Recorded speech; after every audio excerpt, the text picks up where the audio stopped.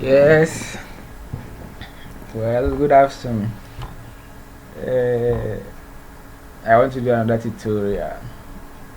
This one is about C++. We have a course handout, and in it there are so many questions, and the lecturer said we should try them out. So I want to give that a try.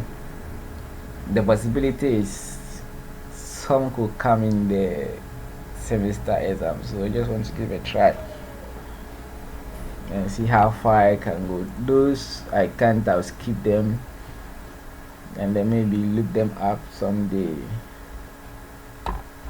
So that is it. The question, I think page 24 of that book. Let me see. I've compiled all my things. C++. I think this is the book. The Teach Yourself Programming with C++ by J.B. Hayford Aqua. That's what Teach Yourself Programming. I thought it was this foreign books. They have that title too. I think someone did a smart way. He scanned the whole book, so it's kind of inverted. But those questions are actually on page, I think, 24. Example now, yes, starting from here, page 38. But in the PDF, it's showing us 23. So this is the first question, and it's plenty. So those I can't, I'll skip them. But the whole idea is by the time we finish, you should be able to go through what variables are, what loop statements are, and possibly what functions are, and then like things like that. So, and I'm not targeting any advanced developer, just targeting people like my size, so those that gets things wrong. So I can't be turning my head always looking at it. So what I did is I took screenshots of the pages and then I rotated them. So I put everything here.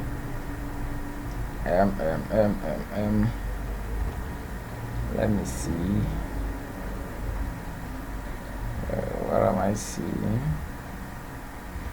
So these are the questions. So I label them page 1, page 2, page 3, but the question numbers also gives an idea of where we are. So this is the first one. This is the first question. Let me close this. So it says an employee of JB and Sons Consultant Limited are paid on hourly basis at the end of every week. So let's take note of that. The mode of payment is hours. If an employee works for not more than 40 hours a week, if an employee works for not more than 40 hours a week, it is considered regular. And if he works, that is if an overtime for regular and overtime for hours worked in excess of 40. So anything above 40 is considered overtime. If it's below or it's equal to 40, not more than 40, that means it can be 40. So if you work 1 hour, it's regular. If you work 2 hours, if you work 38 hours, 39 hours, if you work 40 hours, they are all considered regular. If you work 41, the 40 is regular, the 1 is overtime. If you work 42, 40 is regular, 2 is overtime. If you work 90, 40 is regular, and then the 90 is overtime. So basically, that is how, what you say, I understood it. So, and if it's a regular is paid 500 cedis and 550 cedis per hour for male and female respectively. This brofu is here. So respectively, what it means is it matches. So the first amount here matches the first gender that comes.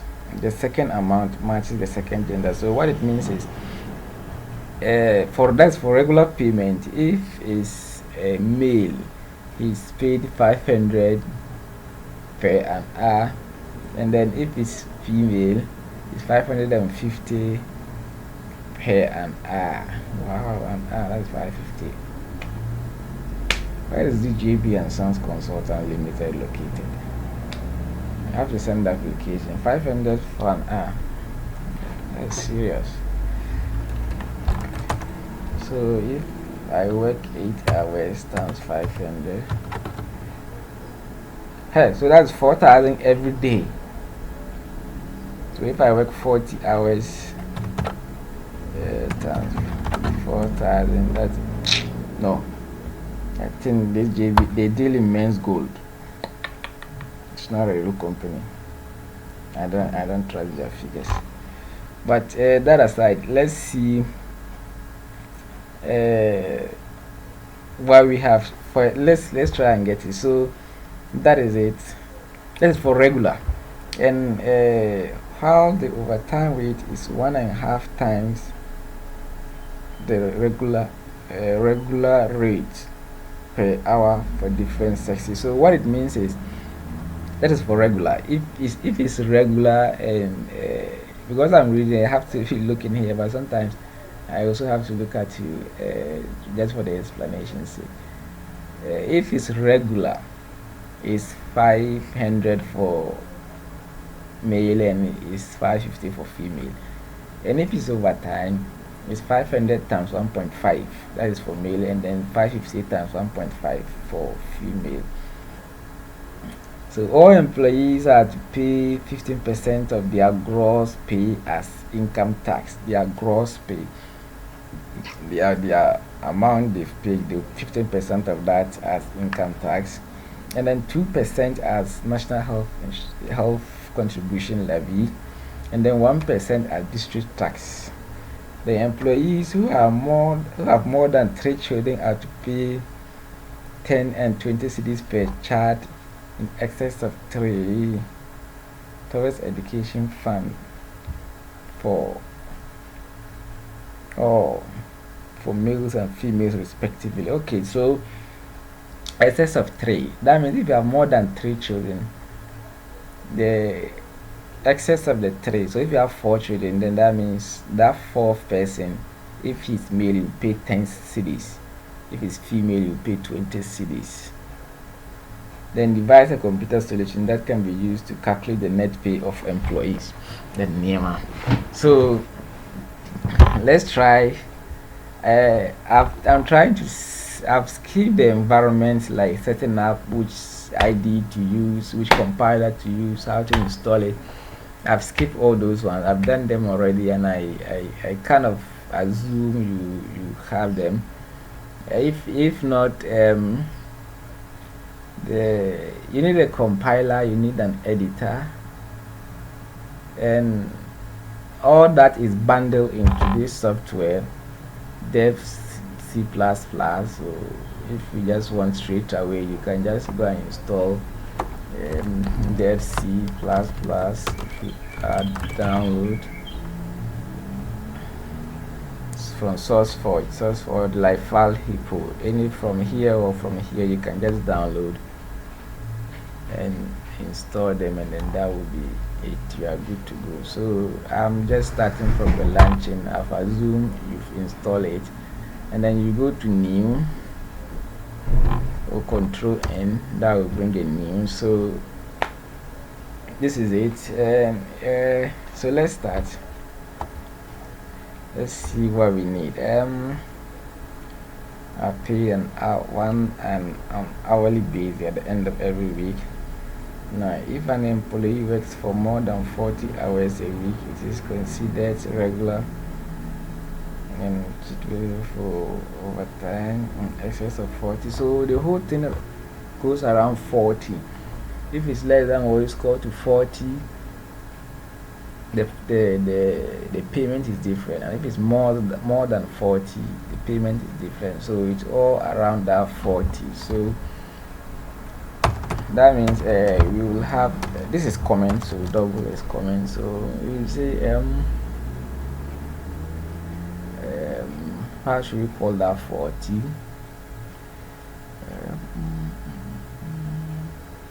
I think we call it pay indicator.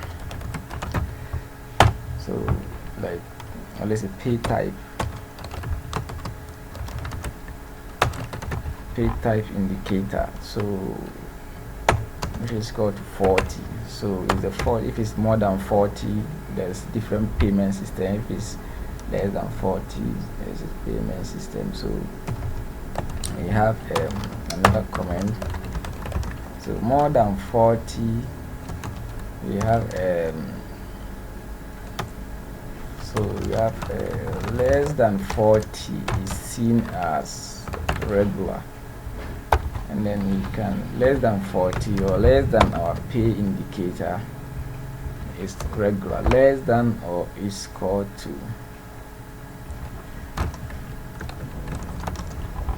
2 is this, and then more than our pay indicator is seen as overtime. So now let's see the calculation for regular.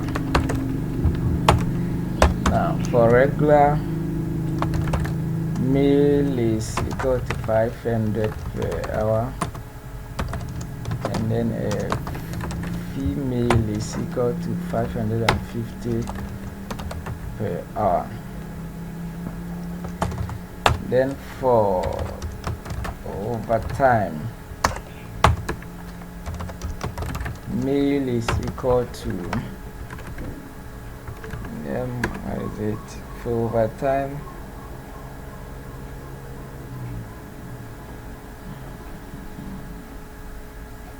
Overtime rate is 1.5 times the regular rate. So if you want overtime for male, is 1.5, so 1.5 times regular rate for male, and then female is equal to 1.5, that's 1.5 times female, the same 1.5 times regular rate for female. So that's it. And then particular overtime, blah blah blah. All employees are to pay 15% of their gross pay as income tax. So we have let's put comment. Income tax is equal to 15% of gross salary. So income tax 15% of gross salary, 2% as national health contribution levy. So we say health levy is equal to 2% gross salary. So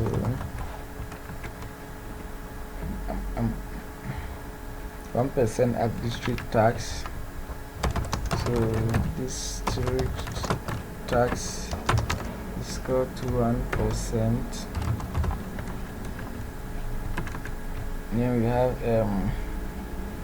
employees who have more than 3 children are to pay 10 and 20 cedis per child in excess of 3 towards educational fund for all males and females respectively. So educational fund,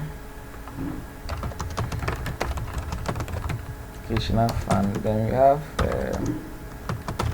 educational fund for only children are more than 3.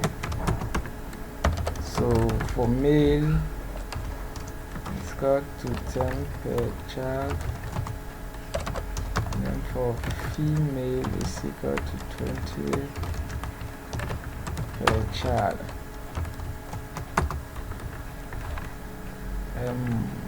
Where are we? So so what we want is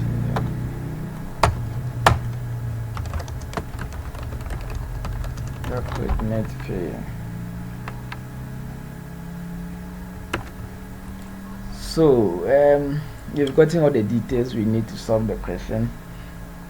That is telling us to calculate net pay. So first of all, you ask yourself, how is net pay calculated? If you have to take a pen and paper, how will you calculate this net pay? The whole thing is, if you can't work this with pen and paper, then there's no way you can use computer to work it. So how is net pay calculated? It is your gross minus all deductions. So whichever amount hours you've worked, the amount you are supposed to get minus all your deduction. Your income tax will be taken, your health levy will be taken, the district tax will be taken, towards your children fund will also be deducted. Whatever is remaining, that is your net pay. So let's see net pay formula. So we have net pay formula is your gross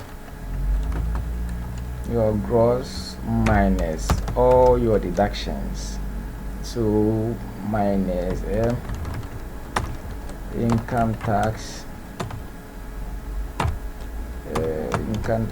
plus health levy plus district tax plus educational fund. This is your net pay. So to be able to calculate the net pay, we have to know your gross, and then you also have to know your income tax. We have to know your the levy, health levy, and then the district tax, and then how much you are contributing towards educational fund. So if you know all these, then you subtract it from your gross, then the remaining is your net pay. So first of all, how do we calculate the gross?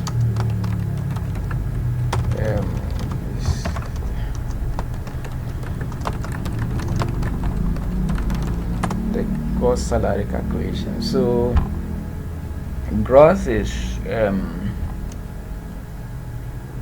the hours you've worked. So you know, like the hours you've worked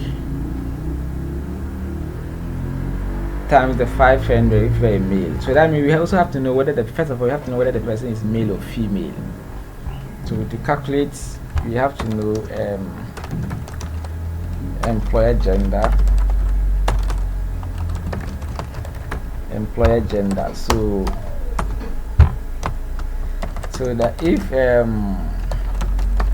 the employer is male, then that means his regular. If the employer is male, then his regular pay will be 500 times whichever hours the person. If it's less than 40, so let's say he work 20. So this is the person's regular. He didn't work any overtime. Right? If he worked, like, let's say 60 hours, then that means the regular will be 60 hours minus 40. No, the hour, this one will be 40, and then the overtime will be, it's equal to 1.5 times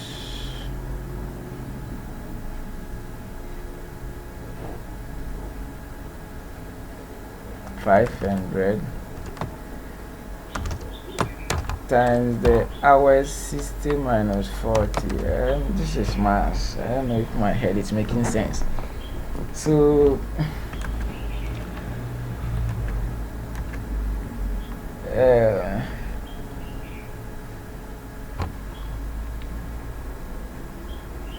that if an employee works for not more than 40 hours, it is considered regular, and overtime now for hours working in excess of 40. Regular hours are paid. This is then 500 for blah blah blah blah. What the overtime rate is, I'm looking from here. So the overtime rate is 1.5 times the regular rate per hour for the different sets. All employees, so whichever amount is for the regular, the overtime will be 1.5 higher, 1.5 higher. So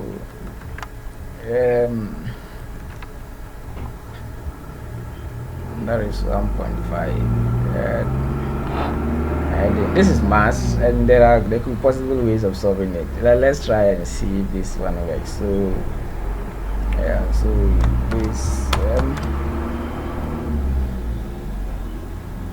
times 5. Let's see what we are doing makes sense. So 1.5 times 500, and that means it will be 7,750. 1.5 times 500, that's 750 for per hour, and that is for male overtime. Now for female overtime, it will be 550 times 1.5, that will be 825. So per hour if the person is doing overtime. But if he's doing regular, then use this one. So to be able to solve this, you have to know the person's gender and the number of hours the person has worked. So if it's more than 40, then you can know, let me calculate the 40, which is regular, and then let me calculate the excess in overtime. That is the whole thing we are trying to do here. So if the person is male, then his regular is this, and then his overtime is this, and you are using this formula. Overtime comes in if the hours are more than 40. If it's not more than 40, then this one doesn't even come. It will just be there. So that is the whole thing. So what we will do is, first of all, you check the person's gender, and then check the hours the person has worked, or you can check the hours the person has worked, and then you check the gender. Whichever way, I'm sure it should work. So let's move on. If we come here, and if the employee is female, take it off. If the employee is female, then here is 5 times 40, and then here is 5. So that is it. That is it. So I'm sure with this explanation we are good to go. Now let's start. And to code, we know we have to call the necessary libraries we use.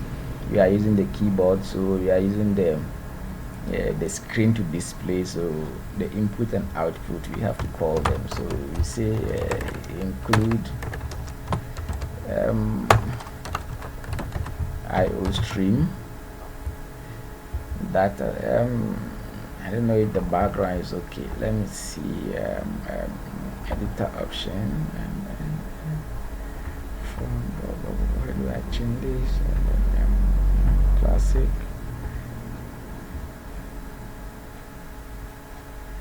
I don't know if this is okay, and you have no way to tell if it's okay.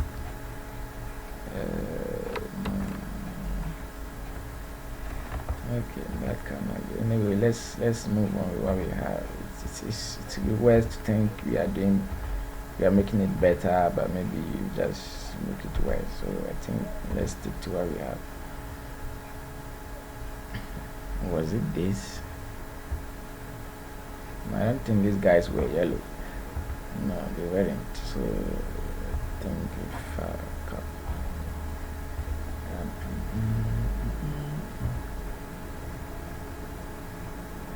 let's see which one is it. Yeah, this is what we're having. I think that would have been better. So okay, so let's move on. So we need this, What else do we need?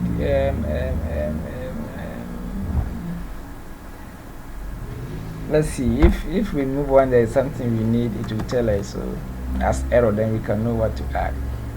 And definitely for C++, you have to start from the main. This is the gateway to Africa, and this is the gateway to C++. So int main. So everything we are going to do will be from here to here is inside. So now the first thing we need to know is the person's gender. So we can say car gender. Let's see. Let's say female. Later we can make it in a way that the user will enter the gender. So let's move on. We need the gender, and then the hours the person work. Will it be integer or double? Could the person work like 2.5 hours, or just 220? They can be like decimal. Let's see.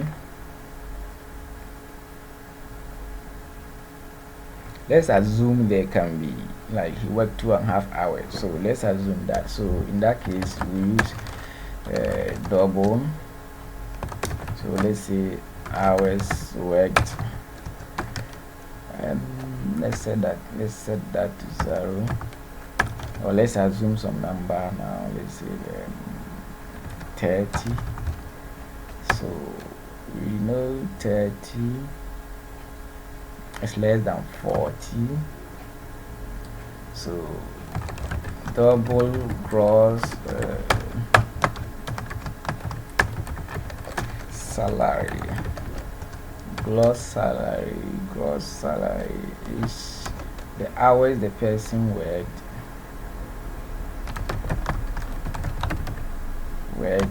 times the rate for male.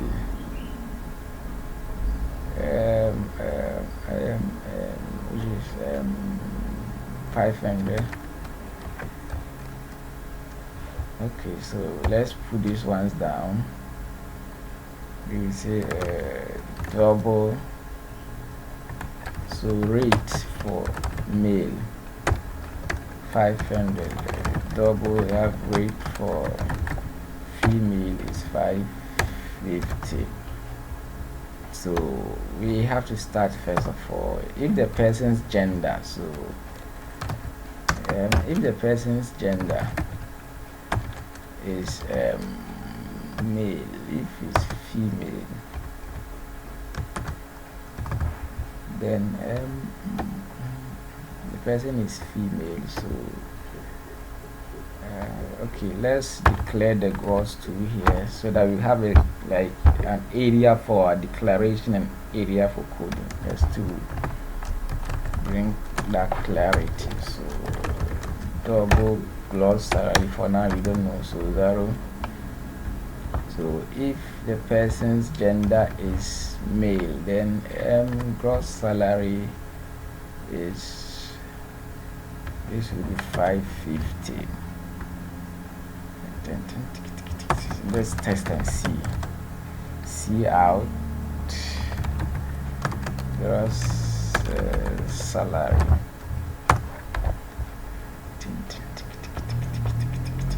Let's save it first before we can run. Okay, so it has to end with CPP, that's C++. It doesn't matter which name you use. So I'll say question.cpp. So we solve it, and then let's run on this. You can, I think the run is here, debug. No, this is rebuild or compile and run. So we want to do all at a go, compile and run. The compile will tell you when there are errors, what to do, how to fix them, and then the run is what will display it. But this button does work. It first of all compile and to run, and if you put it on, you see it corresponds to key 11 on your keyboard. So I'll be running without clicking here most of the time. So yeah, it's giving an error. So let's see what the error message says. What is the error window?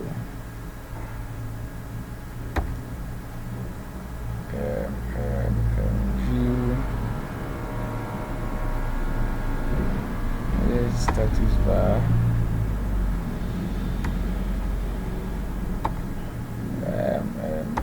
View toolbar. Floating project. No. Floating report window.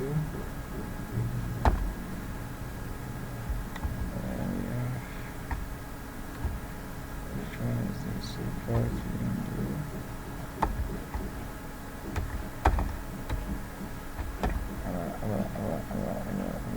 Size.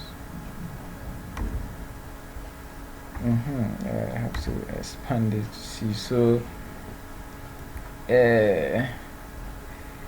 that invalid conversion of car to character base. Car gender. What is it saying? It's supposed to be single quote. Female. Then we have this one.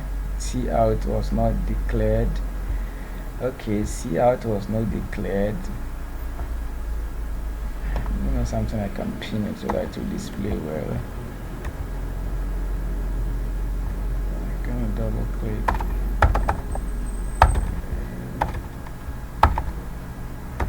So let's see, the message is saying C out.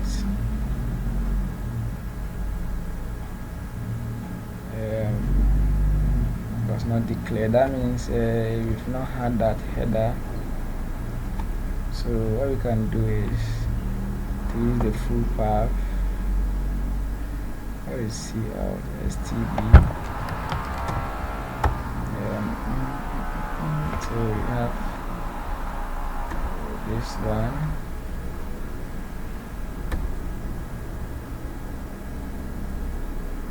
For base comparison between pointer and integer. If it's got to F, so we have this one. Okay.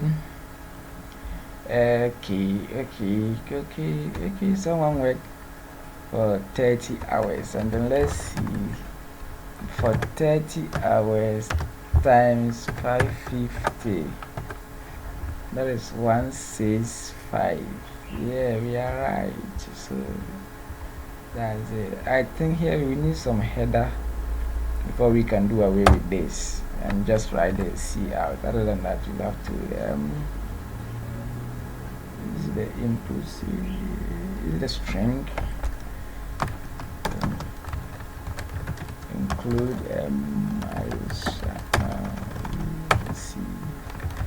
C string, and take out this one and save it, and then run it. And what does it say? A no search file string. Save it, run it. C out was not declared. Hey, okay, well, let's say C out header file. Those things are called header file in C++. So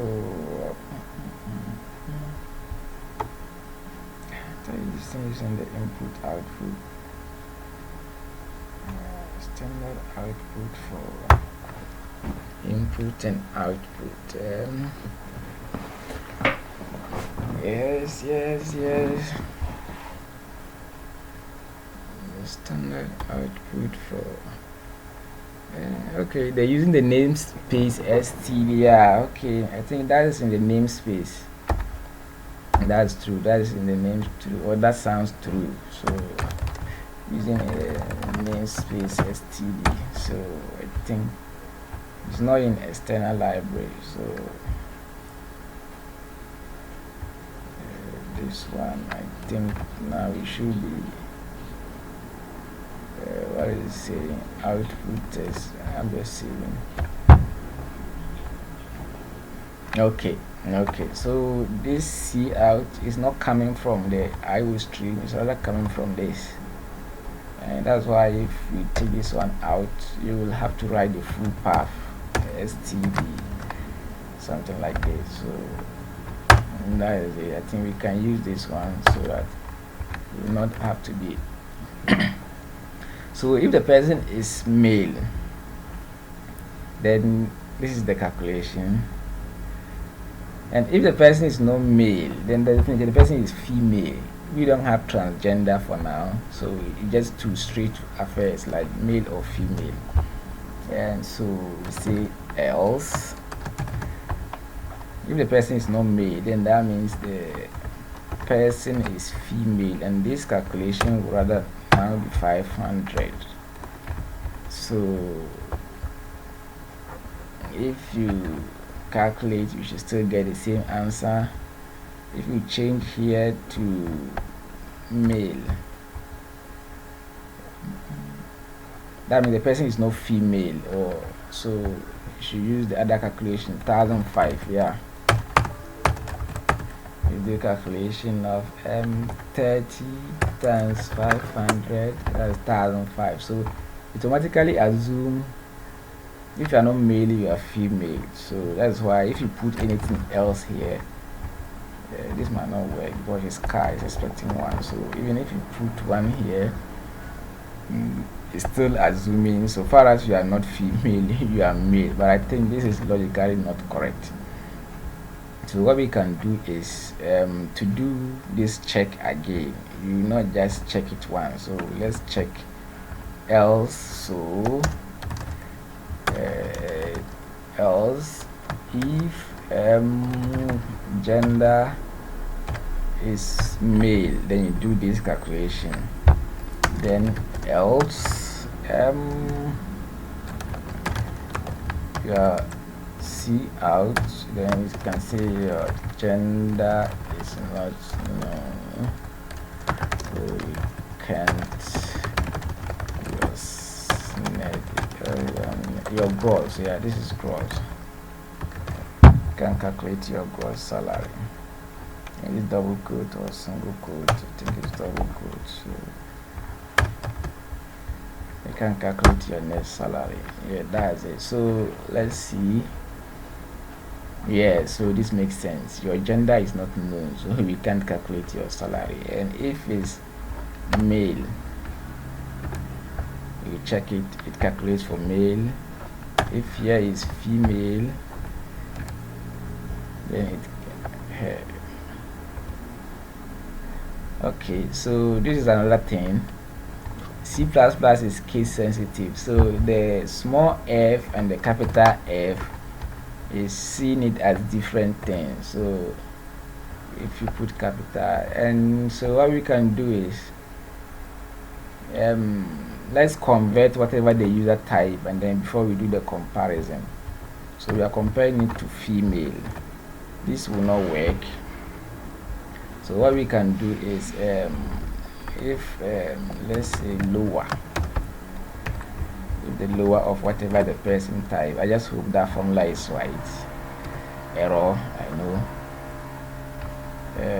Lower was not declared in this scope. So click the capital. It's not there. Lower is not there. Lowercase, so kind of lowercase. Now we can have gender dot to lower. So let's see package C++. So let's see how to C++, the reference manual.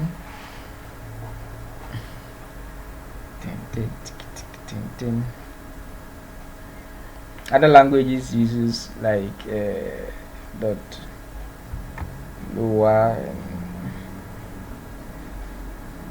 what is this? Change it to upper. Okay, there is to upper. That means there should be to lower. But what that means, it looks like they are importing this header of C type. So to lower. Let's hope that will work. So from where? So to lower.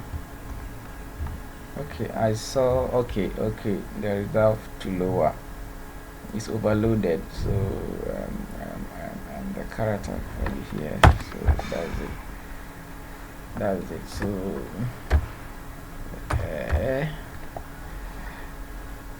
yes, so it's able to calculate it even though we type the value here is capital letter, here is small letter. So basically whatever you will type, it will convert it to small letter and then do the comparison. So that means we have to repeat the same thing here to lower, and then we do the comparison. So if the person type capital M or small m, it will compare it, it will lowercase it first before it will do the comparison. So whichever one you type will give you the value. So this is it, and then this is M. Yeah, so it works that way. So we are done with a little part of it. Now what we have to also know is the person's hours. Is it more than 40? Or if it's less than 40, this is what we get. We've not done that check here, so we have to do that check here. So there are different ways of doing it. You can check the person here, the hours. So in this, if the person hours, so if so here what we are going to do is we are going to use this female here and then use the male here to represent the hard-coded value. So let me see if what we have works fine still. So what it means is if you make changes to this to say 100 and then maybe you make this 1000, the rate, in case the rate changes, you just have to change them and calculation will reflect automatically. So they are good to go. Now this one too, we have to get it and then check. So where are we? This is it. So here, before you do this calculation, you check, is it more than 4 hours, 40 hours? So if hours worked is less than or is equal to 40, if it's less than or is equal to 40, then this will be the calculation. Yeah, if not, that means the person has gone extra, like, so use the overtime calculation. So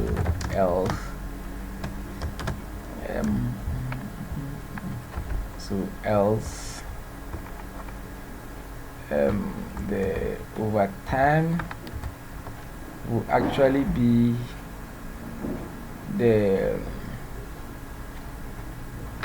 40, taking the 40 from the work, the hours the person worked. So it will be 40 times the rate plus the hours worked minus 40 to get the remaining of the hours for overtime times the person's rate, that is 1.5 times 1.5. I hope this makes sense. So what we are actually doing is, if the person is less than 40 hours, then it's simply this. But if it's more than, then you have to get the hours he did for regular 40 plus the hours he worked for overtime, and no, the rates are different. So that is how come this. So this will actually get you, as if the person's salary is hours is more than 40, you have to calculate the amount he has to pick for 40, and then the amount he also has to pick for what is more than 40. And to get what is more than 40, you have to get the excess of the 40. So you take the 40 out, whatever it means, and then times 1.5% of the basic person's, how do you call it? So basically that is it for male, and we have to do the same thing for female too. So if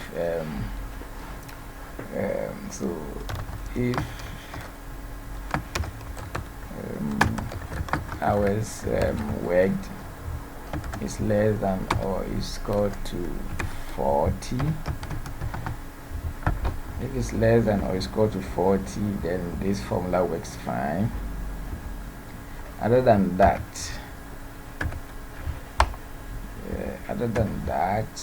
else the gross pay will be 40 here plus then we have the hours the person worked minus 40 plus this is the hours, so we have times his rate, so the female rate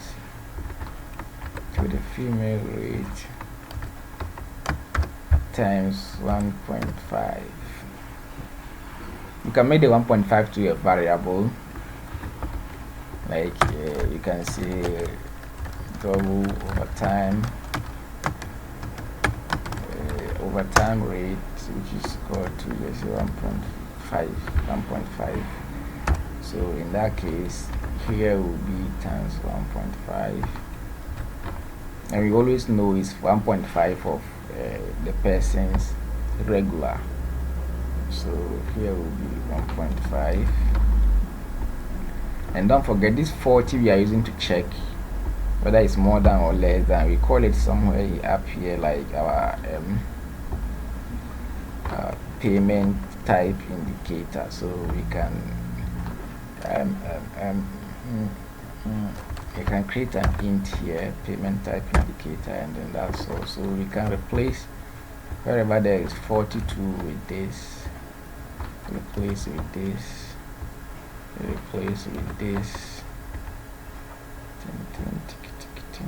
and then here too there's 40, so you replace with this, you replace with this, you replace with this to take away all the hard coded values. So I'm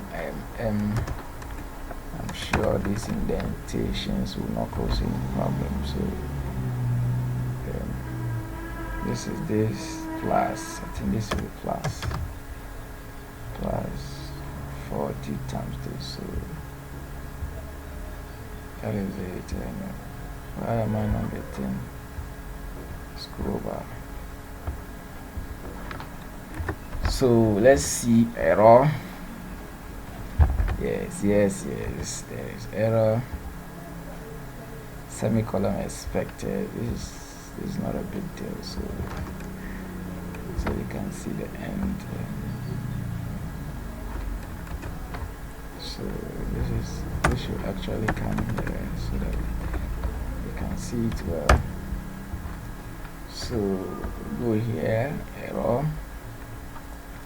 So if the person goes for 80, this is 60, and he's male, so let's see what we have. 25,000. This company, I told you they deal in men's gold. So let's see.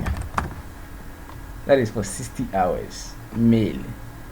So first 40 hours will give 500 times 40, so that is 20,000. Then so this is 20,000. We can copy this. Then we have, you'll be left with 20 hours, and that 20 hours, each one is calculated on 500 times 1, times 1.5. That 20 hours, each one is 750, so times 20, so that is 15 plus the 20,000, and you get 35,000. Yeah, so it's right. So that's 35,000. That is for male. And if the person is female, so if here is female, for that same thing, you get 38,500. I'm pretty sure if you do the calculation, you will get it right. So that is the gross. This is the gross for the person. So this is the gross. Now we have to get his deductions. Our target is net pay, so we've gotten the gross. That means the rest is like cheap side. So what is next? What we have to get is his deductions. What are the deductions? How do you list them? Yes, here. So income tax. So okay, let's declare all of them here, so that, like I said earlier, we have one area for the declaration. So double income tax is equal to 15% of gross. Then you have double health levy.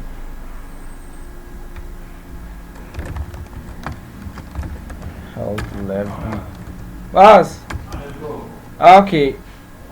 God willing, tomorrow. So health levy, and then that is 2%. Then we have district tax, the double district tax. You can't have space in variable. District tax is equal to 1%. Then double, which one again? Education fund. Education fund, that is, we don't know this, is need 20 or 30. So education fund, so what we can do is mail, and then we will have the same thing. Mail is 10, double education fund, female is 20. So this is what we have now. So to get the first one, income tax, so here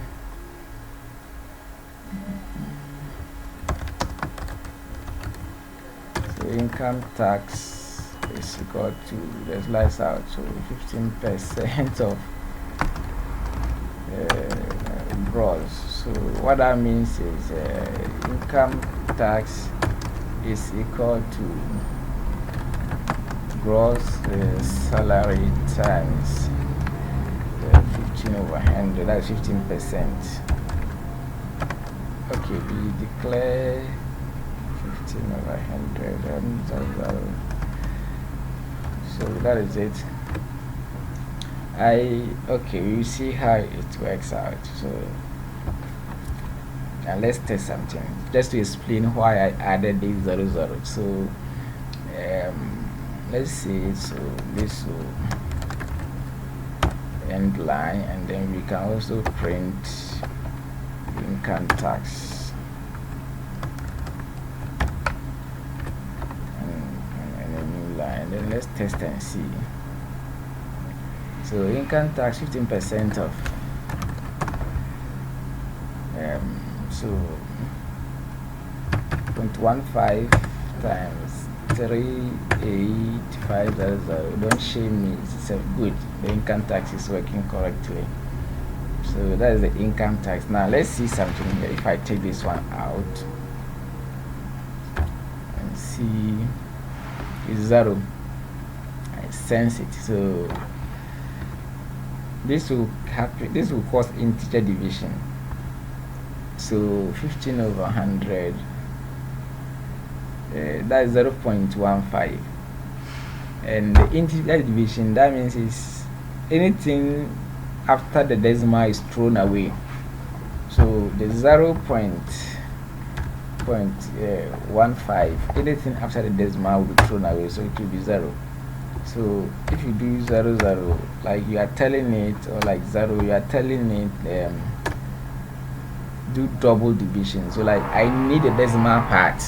That is basically what you are saying. If you want to throw away this part, or you can add it to this part 0.0, and it should still give you the correct answer.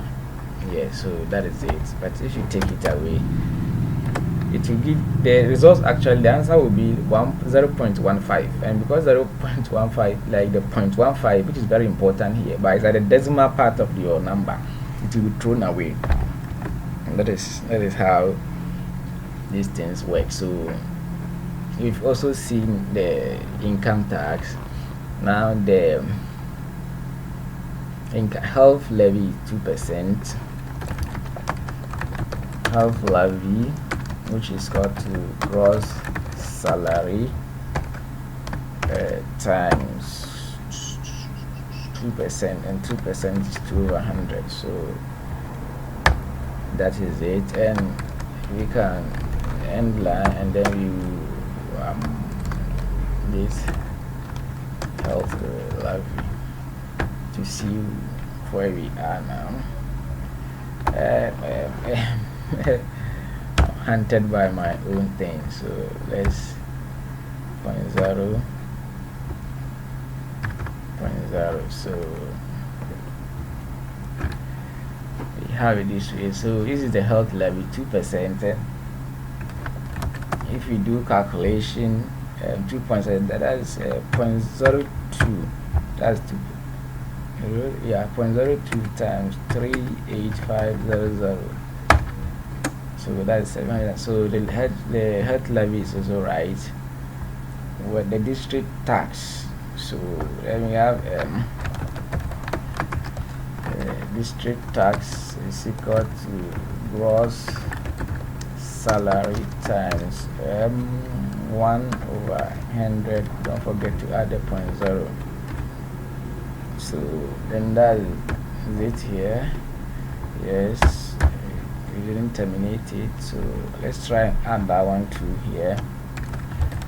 End line, and end line basically means go to next line before you print the next one. So like after printing this, you go to next line, and then you print this. You go to next line, you print this. That is basically what it means. So then you bring the district here, and then that is 1%, and you can see then if you calculate 1%, that is 0.01 times 38500. So then that ought to give it this way. If you take away this, you take away this, to be very horrible display. You see, it follows continuously unless maybe you bring something to separate them. So I think you can bring dash to separate them to indicate this number. Okay, so this works, but I think it more makes sense if you go to next line to trade them. So I'm bringing them back. We do correct formatting when we are done. No, we are left with 1. Yes, we are. Okay, so that is it. And now what is left is the educational fund. To be able to know the educational fund, we have to know the number of children the person has. So that means we need to know the number of your children. number of children. So we have that one. You can't have like 1.2 children. Like, so it's integer. It's just 1, 2, 3, 4 counting numbers that way. So we have integer and then the number of children. So then let's see, or we can have minimum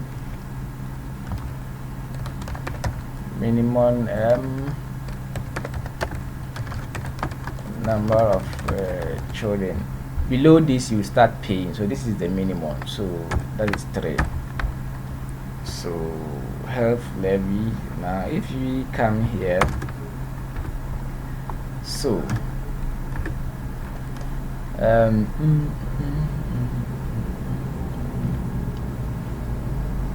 okay, here too we have to check whether the person is male or female, because if the person is male, the price per child in excess of 3 is different, and if that's male, if the person is female, the price is different. So what we can do is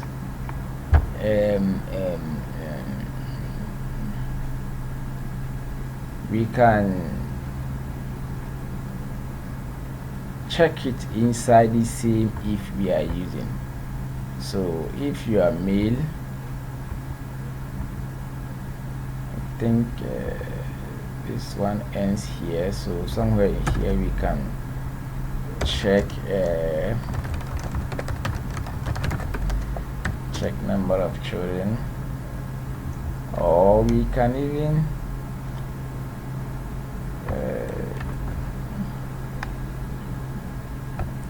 so the number of children. Yeah, I'm just trying to see best place to calculate it. So I think, because if not here, you will also have to check the person's gender again, and here we've checked it already, so I think we can just fix it there. So so bring it them back. So we have so we've checked, we've seen the person is male, then we can say his educational fund. Let's say if the person is female, his educational fund contribution will be educational fund will be the number of children he has, or like the minimum number of children he has. The minimum number of children, that is 3. So whichever number of children you have, yes.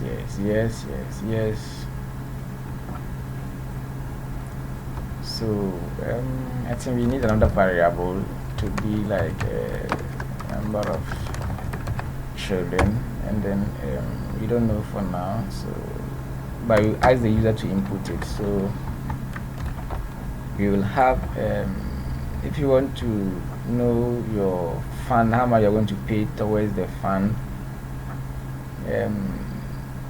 the number of children you have minus the minimum you can have, 3,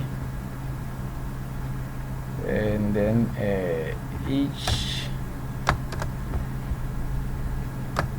each one, the answer, each one of the answer will now cost you the 10 cedis. So that is it. It should be this way.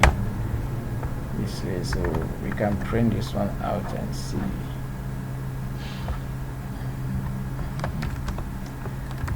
End line, and then we go this way. So let's say the number of children, assuming the person has 5.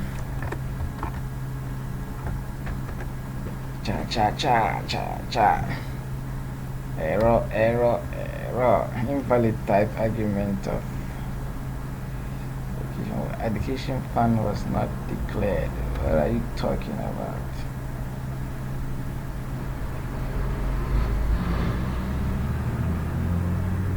Okay, so education fund. This is actually the amount you are paying. The total you will pay for education fund from your gross.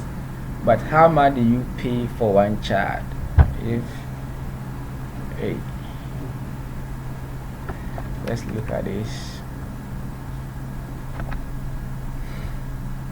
Employees who have more than 3 children are to pay 10 and 20 cedis per child in excess of 3 blah blah blah for males and females respectively.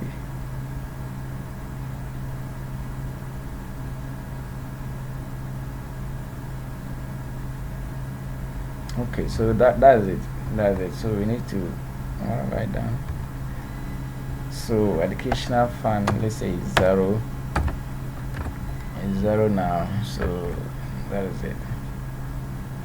What is it saying? Invalid argument of type marriage. So yes, we don't need this one here. Error. Expected semicolon. Expected semicolon. So okay, it's actually this one I want to type, and I type that. So you pay 40, and it makes sense because number of children, you are currently having 5, so in excess of 3 that would be 2, and you have female, so each one costs 20. So that is it. So if we are to pick male we've not calculated yet, so just kind of dump the same thing here. And the male starts from here, the male bracket starts from here, I think it ends here, so somewhere here we can put it here. Educational for number of children minus number of children for male, and that's all. So if that's same, we have let's say the person is male, we save, we run again, supposed to pay 20 because he has 2 children in excess, but this is a cheat. I don't know if I'm getting the question right.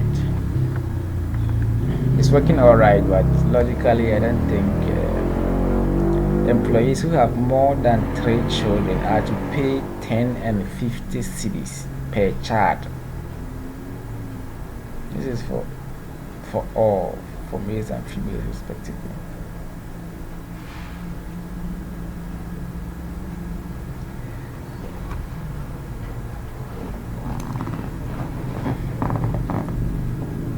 For 10 is for male and 20 is for female. What I'm trying to understand is it that you, the employer, if you are a male, then you pay 10 cedis for each of your children in excess of 3, and if you are female, you pay 20 cedis for each of your children in excess of 3. Or if you are an employer and you have male children, you pay 10 cedis, and if you have female, you pay 20 cedis. In that case, it doesn't matter whether you employ a male or female. We are looking at the children. If the person is male, you pay 10. If female, you pay 20. Or we are rather looking at the employee. If the person is male, the person will pay 10 for his children. It doesn't matter whether male or female. If the employer is female, the employer will pay 20 cedis for his children. For what we have done now, we've assumed this respectively is referring to the employees we are talking about, not their children. So if the employer is male, other than that, we will also have to request for their aside knowing their gender, you also have to ask for their children's gender, like the child's gender, for us to be able to do this workout. So I'm just assuming this respectively is referring to the parents, like the employees. the male. So if you are a male employee, you'll be paying 10 cedis towards your child, and if you are a female employee, you'll be paying 20 cedis towards your child. So I saw it like a cheat, my understanding though, but that is how it is. That is how it is. But if it's the other way around, you are rather checking for the child, whether the child is male or female, then you can't put it inside this check, because this check for the parents. So in that case, you will have to come and start another if here, another if, let's say child gender is male, then the parent will pay something like that. So but for now, let's assume we are good to go. So that is, we've also gotten the educational fund. So we've gotten all the deductions we need. You've gotten all the deduction, the income tax, the health, the district, and then the education fund. So calculating net pay is straight away. So net pay, and that is the same thing with type here. So you can just copy this. Where is it? This one. Can have it this way. And then just dump it here. So by this time now they are variables, they are not. No, I think typing it will be here. Net pay is equal to gross salary,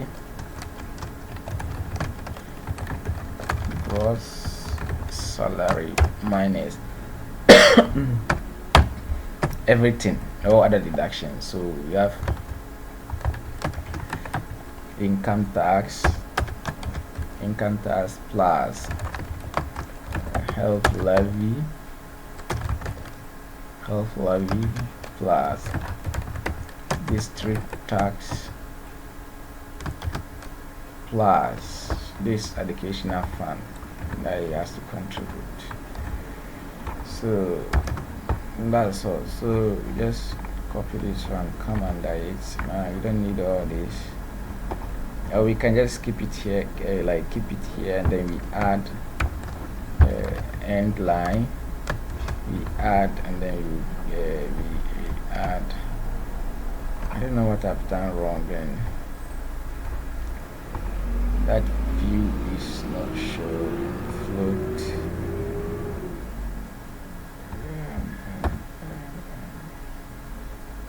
Clear.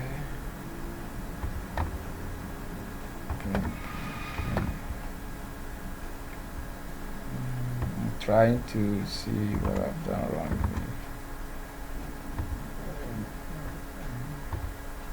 here. Okay, it's fixed now. So I was trying to get this scroll bar. It's kind of worrying, and I've gotten it, and I've got the error pan too. So the net pay, and then we can just add them. Now we can close this. Then we can add the net pay to it, and that's it. We are good to go. Error, I know. So now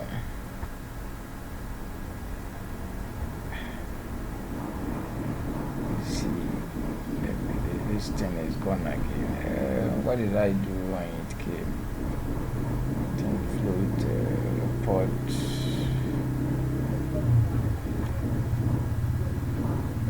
Float report. Just want to see project view. Float project. No. Float report. Yeah, net pay was not declared. The error message I wanted to see. So let's declare net pay. Should be double. And then this is 0, and that's it. So we declare it, and this is the person's net pay. So if you had to do check, the person has 35,000 minus 5250 minus 700 minus 350 minus 20 and 28680. That is the person's net pay. and that is for who male. So if you change it to female, that same settings, let's see. Okay, this will be the person's net pay, and if you do calculation, 38500 minus 5775 minus 770 minus 385 minus 40, and this is 31530. So that is it. So let's try and make it a bit nice, like a bit meaningful.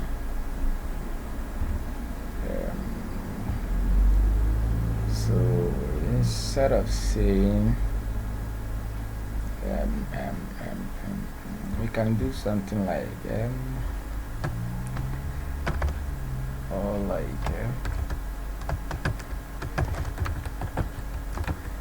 gross pay, or like gross salary is this, then this one will come.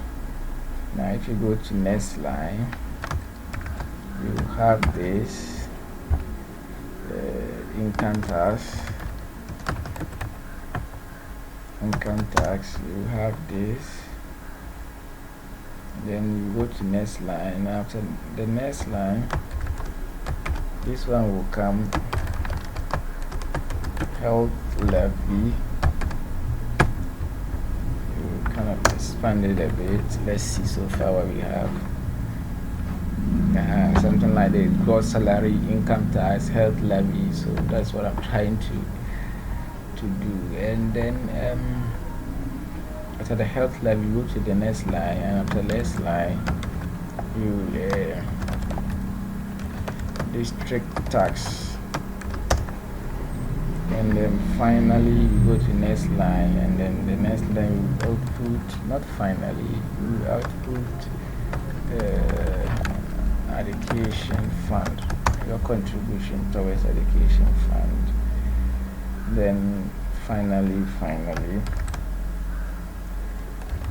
let me do something like this, and let me add another one before net pay. So that is it. It's just the space I brought, so that one will separate. So gross is this, income tax is the, health levy is the, this is the, and then your net pay is there. So that is it. I think this one, what we can do is, so the next line we can do C out, so that we break this one here, and then after the C out we can do C out, just so that those things pushing on the right, we can see them. So C out, so this one to terminate it, and then so we take this one to C out, and then we terminate here. This will be C out, this will terminate, and then this will have it, and then like C out. This space doesn't matter, I'm just using it for formatting. So yeah, and also we have to terminate this one here. Yeah, so nothing has changed, we still have that. So now what is left is the gender, hours you work, number of children. You have to get those, you have to let the user enter those ones. So that is what we have to do first. So if we come here, first of all is C out, enter your gender, then we see in, so so gender will be this. So this will not be hard coded again, so it will be this way. Then we have C out,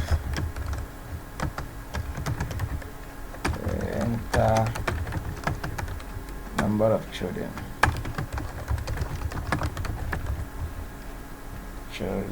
space, and then C in, then we have number of children to be here, so it will be this, and then this will not be 5 again.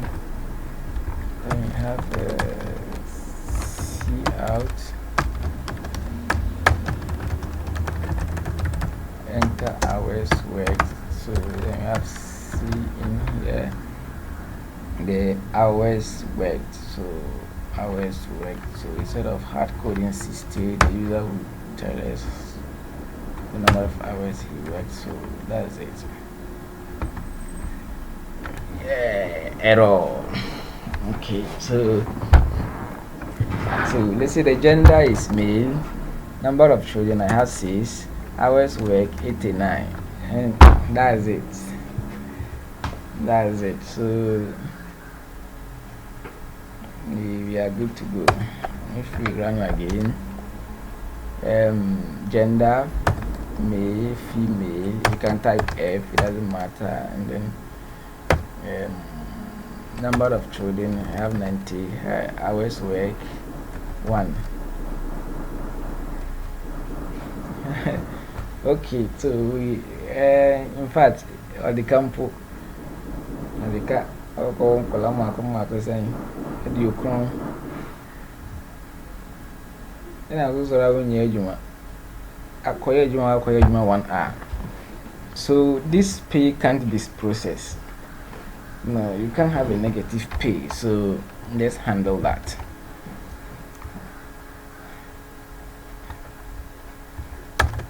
So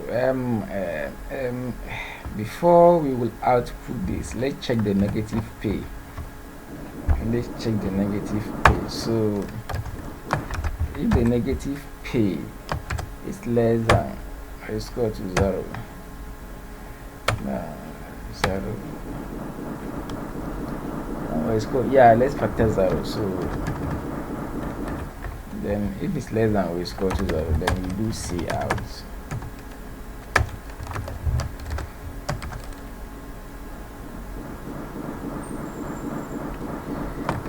C head of payroll. Can't go for it. Negative pay. So that is it. Else, before we print this, so in between this, that means the person's salary is not negative before we put this one there. So then should not terminate, and then the meal, number of children 90, hours work 1. Yes, C head of payroll. You can't go home with negative pay, idiot. You have to work more. So that is it. We've handled negative pay, so that no one can have a negative pay. Let's say gender 0, number of children days, and your hours work. Your gender is not known. Enter. Your gender is not known. So if gender is 0, so let's see where you are requesting for gender.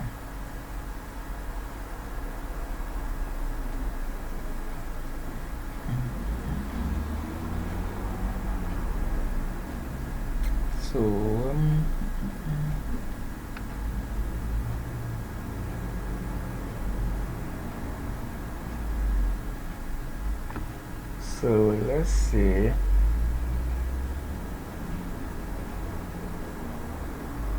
Trying to see how to handle this. K, number of children, let's say M. It's not, it doesn't make sense. We have to handle that. But that will also take some time. Like it will lengthen our code, because you have to check what the person is entering is number, and it's a number that makes sense. These are checks anybody interested can do it later. So but basically this is that question 1.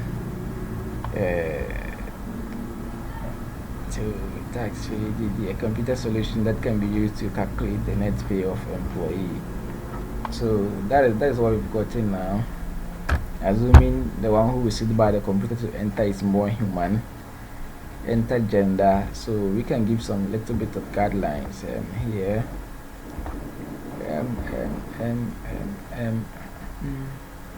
Like you can see, so M is equal to male,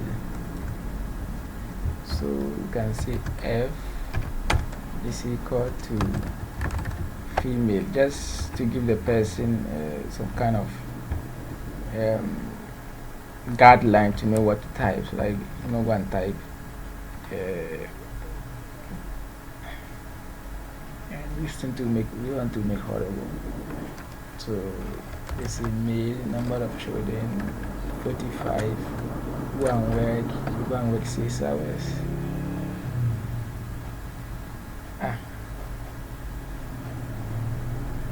Educational fund, his gross salary when he works 6 hours.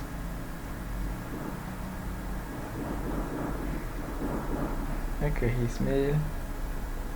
Okay, he's not owing 45 children, and then he's still able to pay his educational fund. So anyway, the system says it's right. So that is it. This is the code for it. So we are done with question 1. I don't know if we should continue with question 2, but it looks long. So let's see. This is the code, and I'll create some kind of file for it and then upload it. Possibly where should I send it? Okay, when I upload this, I'm sure I'll provide a link under the YouTube video so that anybody interested can download this code and then test it or like modify it, and wherever maybe possible I make errors, you can just correct them and move on. So that's it for question 1. Let's see question 2.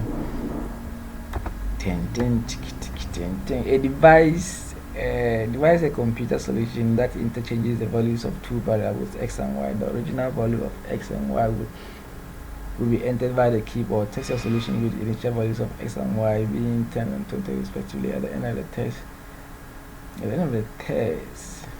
do you have an xy to be 20 and 10 respectively? If yeah, then your complete solution will be correct.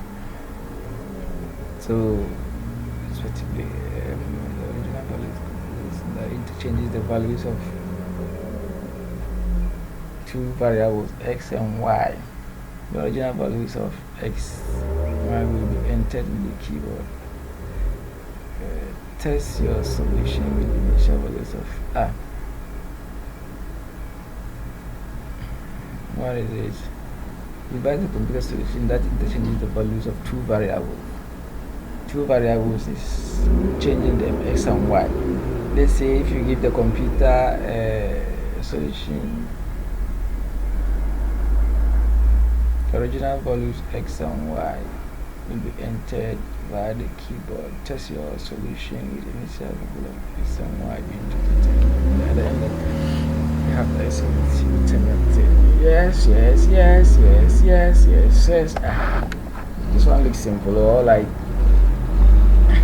I'm not getting the whole thing. So what we going to do is this one ends here.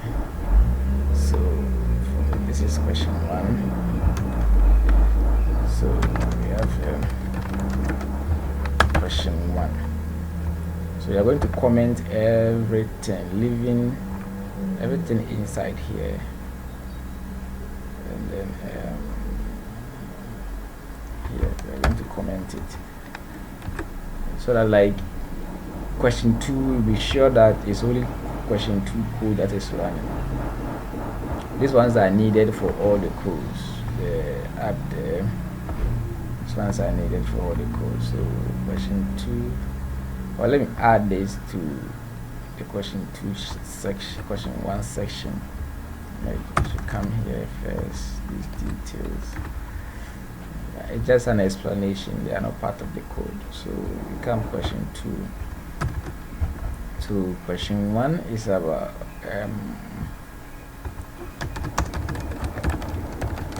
we are calculating net pay. So then question 2,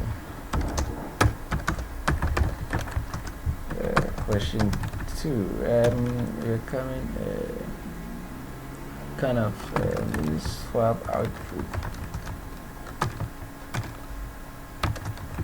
to input variables. So what are the numbers? Let's see number one. So let's see, number 1 is, it says use 10 as an example. It's num 2 as 20. So what we're gonna do is, let me see something.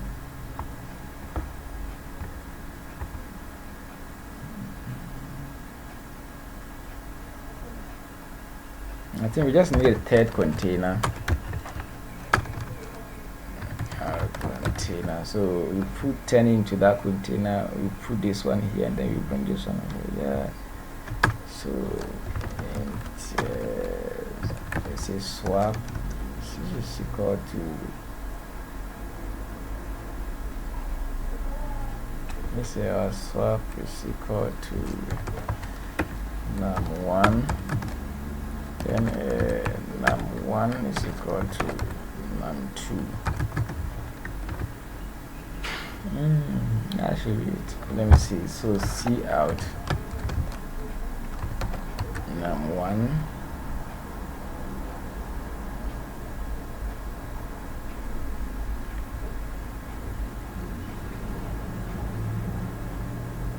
no, if putting it this, now you also have to, so num2 should be equal to swap. So this is num1 and lie num2. So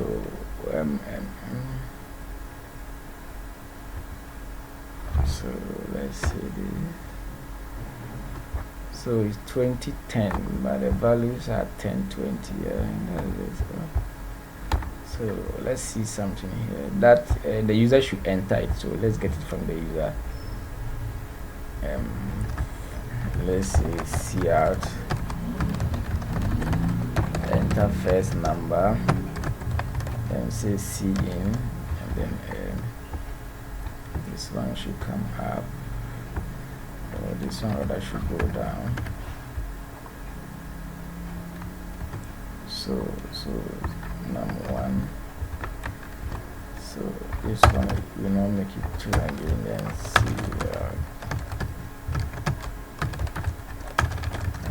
enter number 2, or enter second number, then you have C in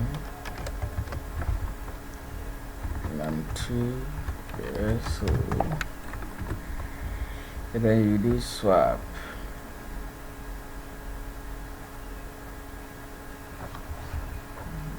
So this here, enter number 1 is 1, number 2 is 2. Okay, swap 2 1, so that's it. And that's it. What we can do is to show we want to display the original numbers we entered, and then when we swap it to the results. So what we can do is we can have something like int original num1, which is equal to num1, int original num2, which is equal to num2. So you put those ones in it already. So if we come here, then we have the original values are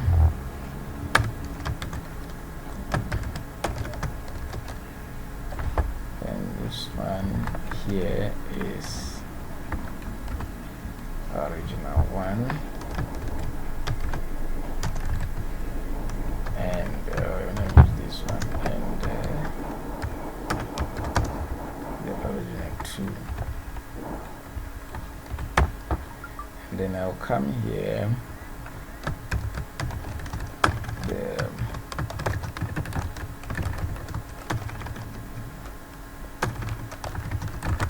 swap values are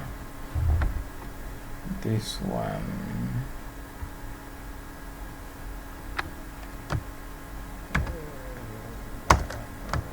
and this. So that's it.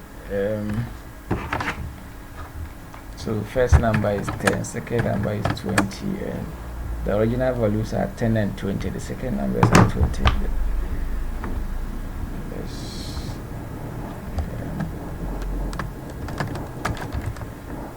End line. What about press 6? What for? So the first one is 10, the second is 20. So the original values are 10 and 20. The swap values are 10 and 20. They are not correct.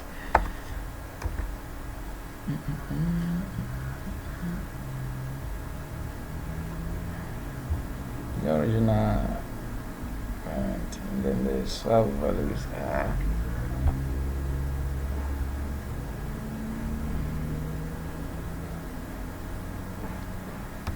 then in this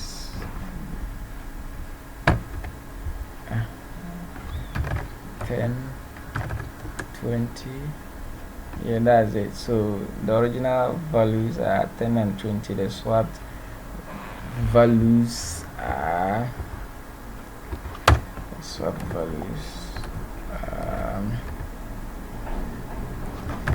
10, 20. The original values are 10 and 20. The swap values are 10 and 20. So if you run again, let's say this is 30, this is 90. So 30, 90, and then 90, 30. I just hope that is what the question is trying to get. And then that is question 2. So question 3, devise a computer solution that can be used to find the position of the last occurrences of a given number on a given set of output. You may try run your results with the last occurrences of a number. The last occurrences of a number. So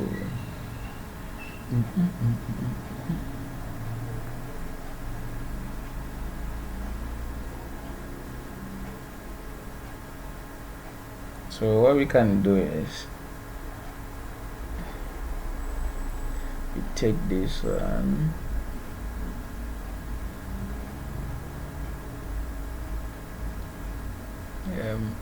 I think you might have to use an like array here. Okay, so question 2 is done, so you can comment that one too. So we go to question 3. Question 3, we have the last occurrence of the number. So you should go away. By computer that can be used too. So we have to use yeah. So int, let's say numbers is an array. So we go this way. Let's say 1, 2, 3, 4, 1, 3, 4, 1, 2, 3, something. So let's say we have this,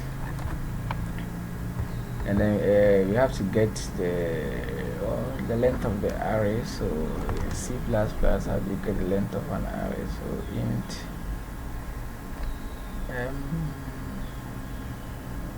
we have a number length, which is equal to I think that is this size of this array. So we have size of this divided by size of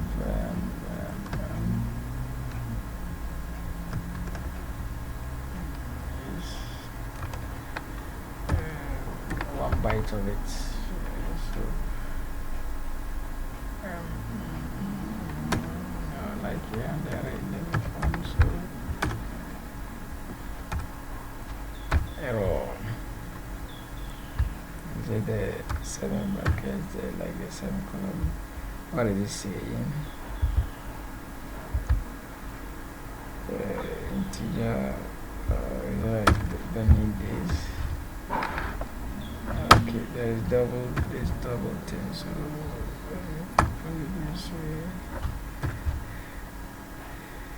okay, so that two statements are right now. So what we are going to do is, this is the length. Well, the way I'm going to solve it is, we are going to use the index, like we are going through. So we will pick one. Let's say we are at index 1. Let's say we want to check if the last occurrence is of 2. So we will pick 1 and check, is 1 2? No, it's not. If it is, then you keep the location in a variable, then you will keep on. Now the next number you find, is it 2? No, we skip. If it's 2, then come and replace the location with the initial value we picked. So for example, if we pick these 2, it's at this index 0, index 1, index 2, index 3. So the last occurrence is like where it occurred, which position. So if this is 2, we put, let's say, index 0.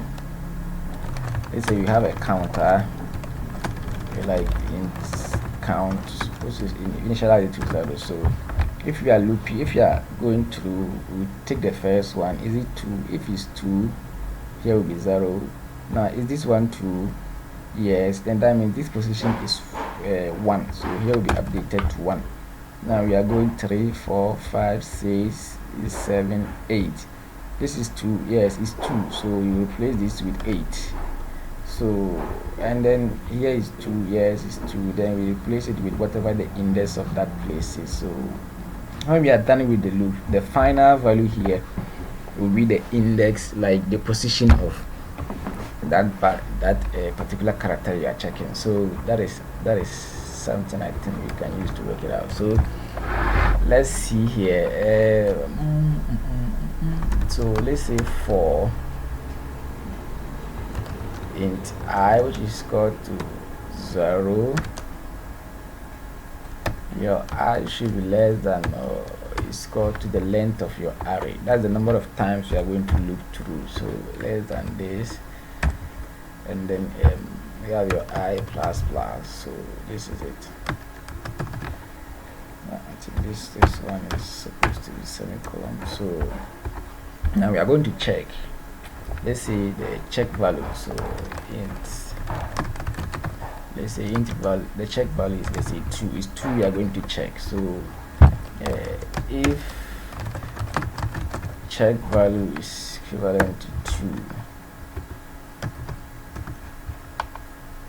2, if it's equal to 2, then the count will now be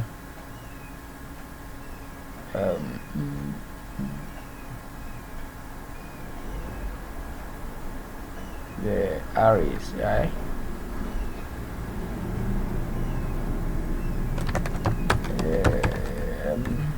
Numbers I, you put that I in it. I think this should work.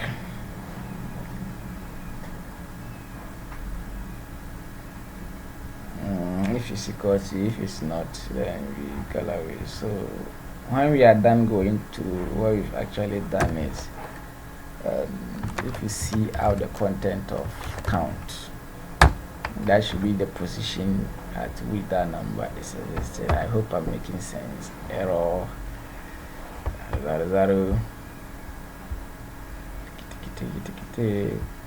But this counts out. This is 0, y is 0. So this is the length of the array. So let's say the length is 1, 2, 3, 4, 5, 6, 7, 8, 9, 10, and 12, 13, 14, 15, 16, 17. So I just want to check and see where the error is coming. Why we are not getting it. So it's not about that. Oh, let me see here. See out our number length. So let me see.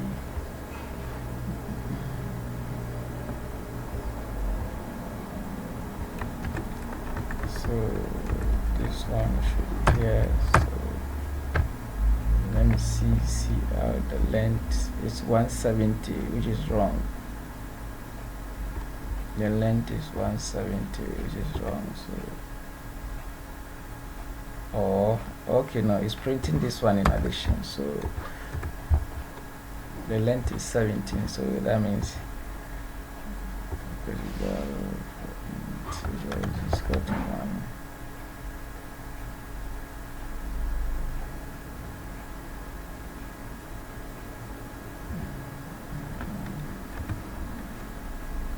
So let's see, 17. Okay, that 17 is correct.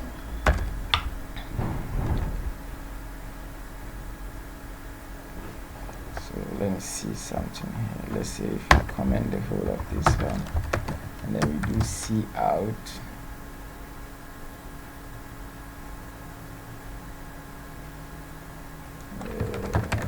Numbers I.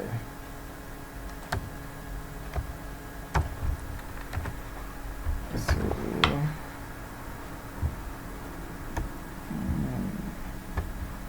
just outputting them. Final one is starting from 0. It has to start with 0 so that you can get the first one. So we have this 1, 2, 3, 4. 1, 2, 3. Are that the values? Yeah, that's it. So 3, 2, 1, 3, 2, 1. Hyphen, that's 0.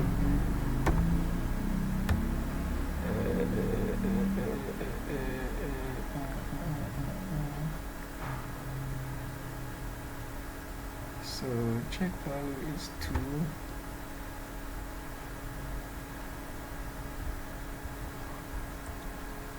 So where is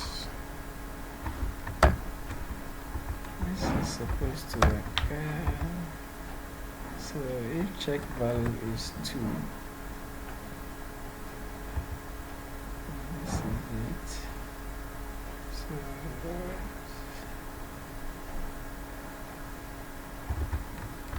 like see out, it's definitely not supposed to be here, but sometimes you can do it, try to do unnecessary tests. So it's supposed to be outside the loop. So and why is it that?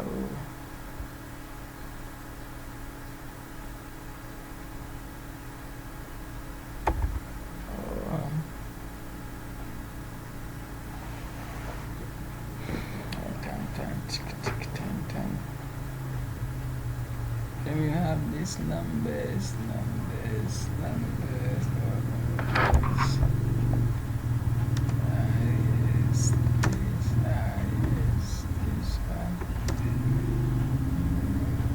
If check is 0, then we have first count.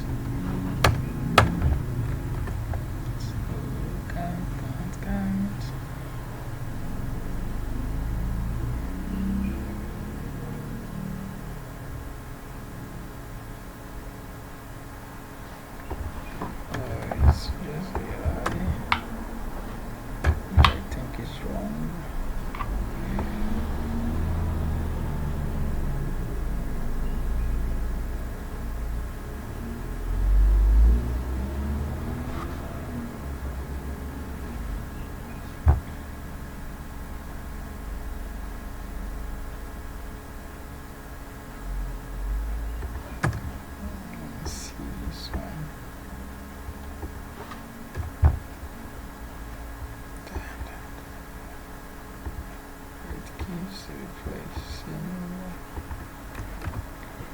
if the check value is equivalent to is equal to maybe this. No, I doubt error. Yes.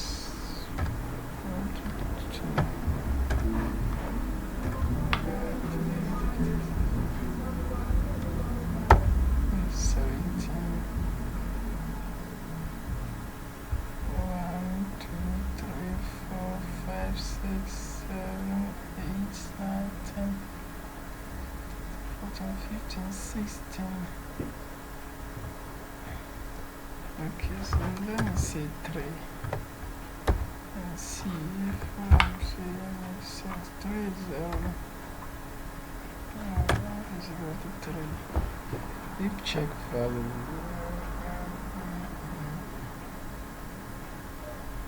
What check am I doing?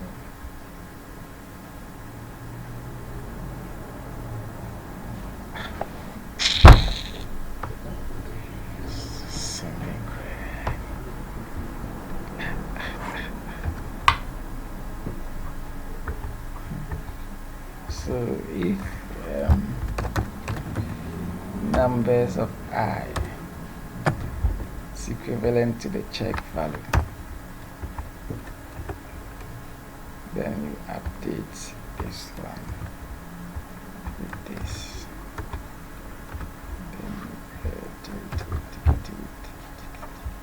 Then don't disgrace me.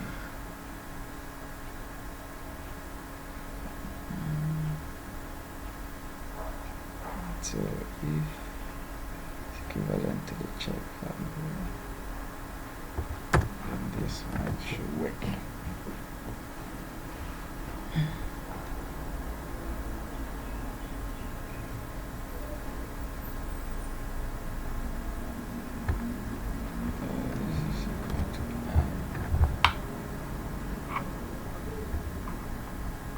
I'm actually thinking around scope. Because this one was outside. Yes, it can see it.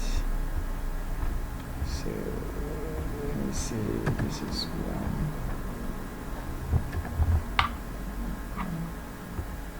It's still printing, so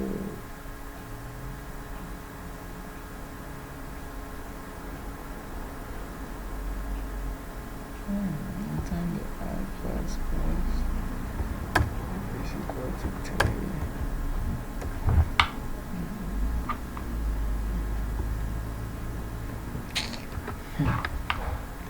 Yeah, this is it. So that is it. Let me see why this one didn't work. So we come here and replace this with 3, and we just want to replace it with the index. So this one is I. So 14. The last occurrence is of 3 is at position 1, 2, 3, 4, 5, 6, 7, 8, 9, 10, 11, 12, 13, 14, 15. So 15, what does that mean? And then we are getting 14. So it means, okay, our count should start from 0. There is 1 already now.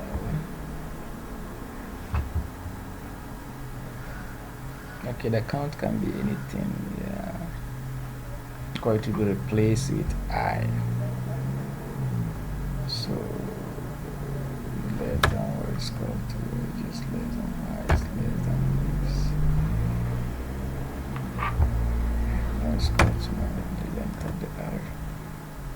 So 1, 2, 3, 4, 5, 6, 7, 8, 9, 10, 11, 12, 13, 14, 15. 14. Okay. That to make sense, because in the array starts from 0, array counting, so it's 0, 1, 2, 3, 4, 5, 6, 7, 8, 9, 10, 11, 12, 13, 14. So that is it, and that is it. So to get the to be the integer that you want to find out the last occurrences, this should be 22.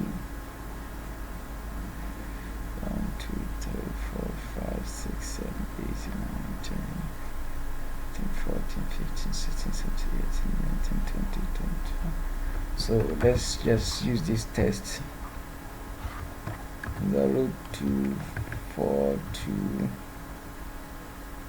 2, 0, 5, 6, 8, 2, 6, 3, 4, 5, 6, 3, again 2, 2, 7, 8, 9, 1, 2, 2, 1.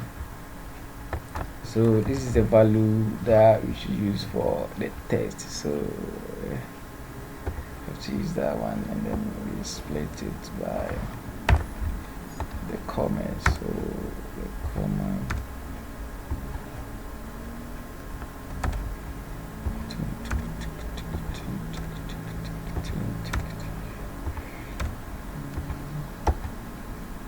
like you can use any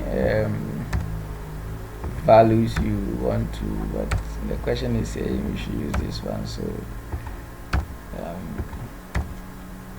kind of trying to use to see if we get position 22. So the last occurrence is 2, 2, 1, and then on that paper is 1, 2, 9, 1, 2, 2, 1. So 9, 1, 2, 2, 1. So if you want to get the last occurrences of 2, I'm supposed to get 21 or 22. Yes, because arrays start from index 0. So since it's saying 22, we have to assume our counting from 1. So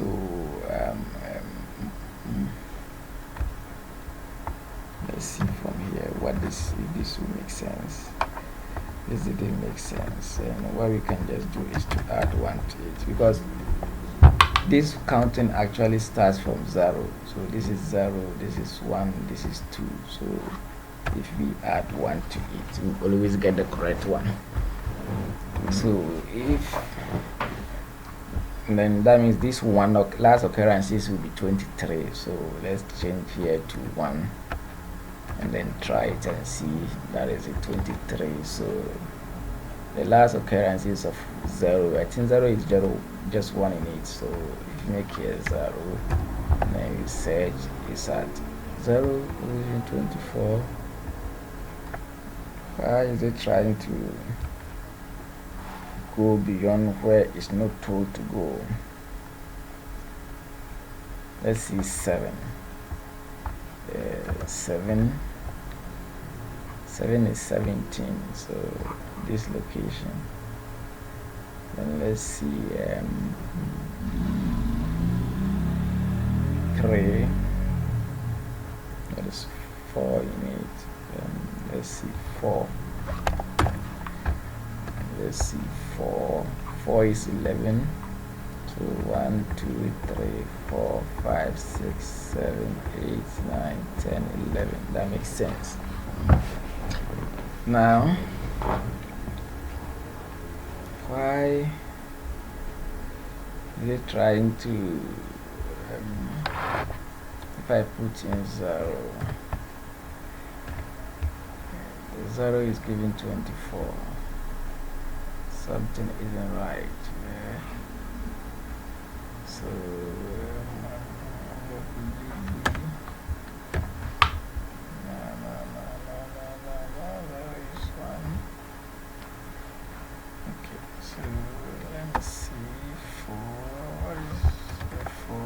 the 4 still give us 11. So 1, 2, 3, 4, 5, 6, 7, 8, 9, 10, 11. Okay, so that's it. That means less than or equal to. This is equal to is trying to go out of the array range. That is what it's called. So basically that is it. We added this one because arrays start counting from 0. So if the arrow tells you I'm at position 1, it's actually at position 1 plus that position plus 1, because we started from 0. We normally start counting from 1. So if I tell I'm at position 2, it's 1 2. But if arrow tells you I'm at 2, it's actually from 1 0 1 2. So you will have to do that adjustment to get what is understandable to human. That is why I added the 1. So that is it for question 3 also. And then we are to see question 4. Solution that can be used to compute the median and mean of a set of numbers, given that the numbers have already been arranged in descending order of magnitude. So question 4, we have to calculate the median and mean. So we come here.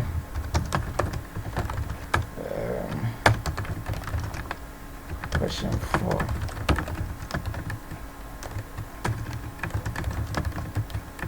Mean and median. So that is it. Calculate median and mean, assuming the numbers are already arranged. So what we are going to actually do is median. This is the middle value. That is the middle value, and to calculate it, for mean is simple. Like mean is equal to sum of all the numbers divided by total numbers summed. That's all. And then the median has two kind of two things. For example, if this is mass, so if it's let's say even number, let's say 10 numbers, 8 numbers, or if it's odd number, that is easier first. If it's odd number, then the median is the middle one. If it's odd number, then the median is the middle one.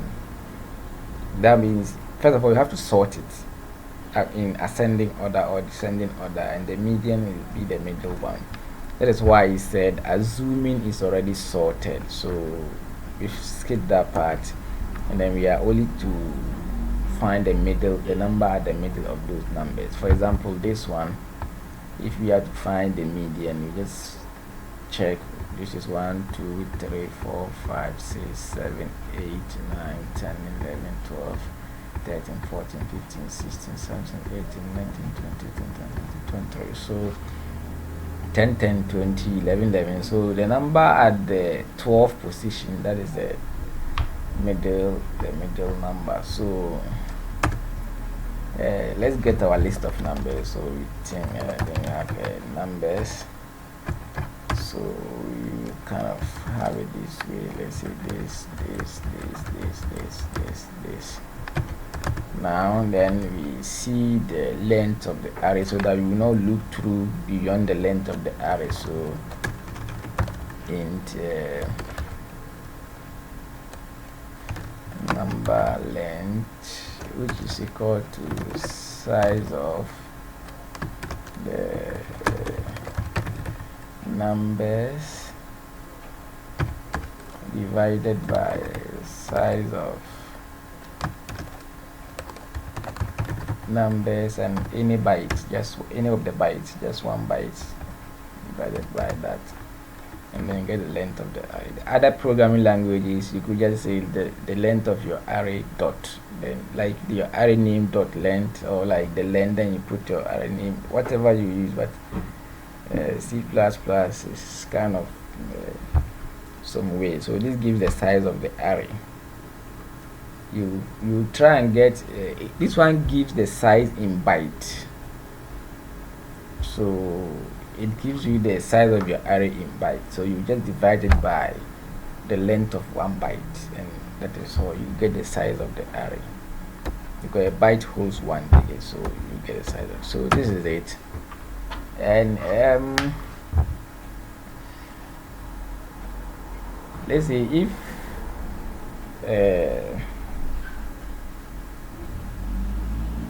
how do you get the number at the middle position. So yeah. Okay, let's calculate the mean first. So calculate. So let's say double mean. What is zero? We don't know yet. Double median. Zero, we don't know yet. So mean is equal to the sum of all the numbers divided by 2. So to sum it up, we just have to go through each loop, and that is for I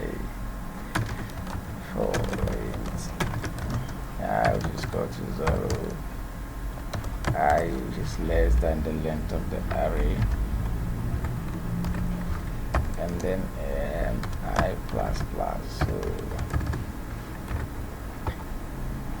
and then this one we are told, if like you just have one sentence, there's no need to bring it. But I think to arrange your things nice, or like, because sometimes you don't know whether you have one sentence or not, but later you can be adding things. So it's good to by default just bring them. If it's just one sentence in it doesn't spoil anything. Later if you have to add more sentence, you don't have to trace my bracket is here before you add it. So by default, if it's even one sentence, I bring them. So let's have this way.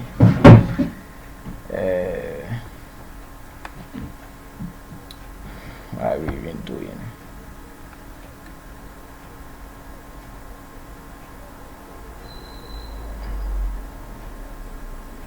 Yeah, median.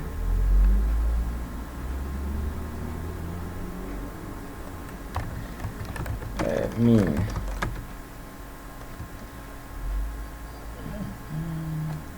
I think to be plus or equal to then your array, so the numbers of I, then the value of this. What else? So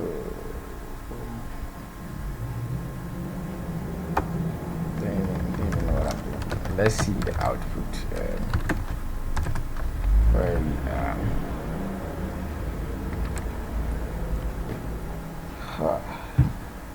What did he say? See how it means.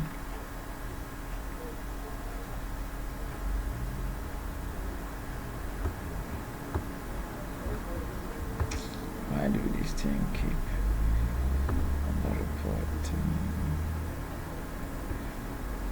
Expected brackets for where?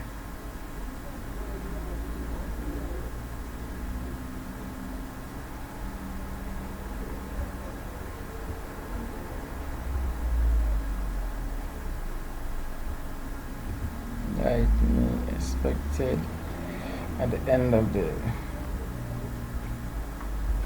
okay, I think we've commented some code we are not supposed to. This one has to get an end, a close, so, and that's not here, so this you can do this one. So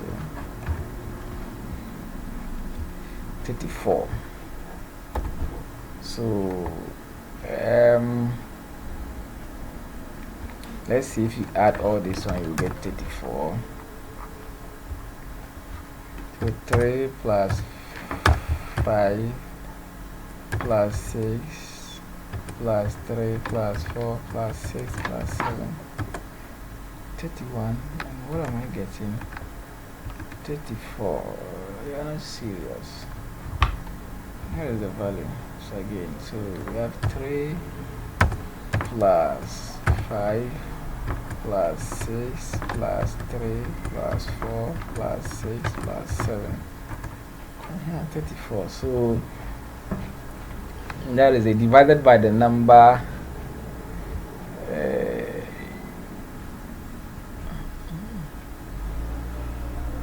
that is the number of elements in the array. So we added 1, 2, 3, 4, 5, 6, 7 arrays. So the whole of this. Now we get this total. So we do you can just divide it by this and that. So it's not that explanatory, but so that's the mean, 4.8 something. That's all. Is the total divided by the number of items. That is just the mean. So yeah, or we can do something like int final mean, which is equal to this one, and then here we vomit the final mean here. That also works. Okay, and it took away the point because it's integer, so we have to go with this way, and then 4.80. So that's the mean, and that's the mean. But I'll maintain this. So that's the mean, and the median. The median is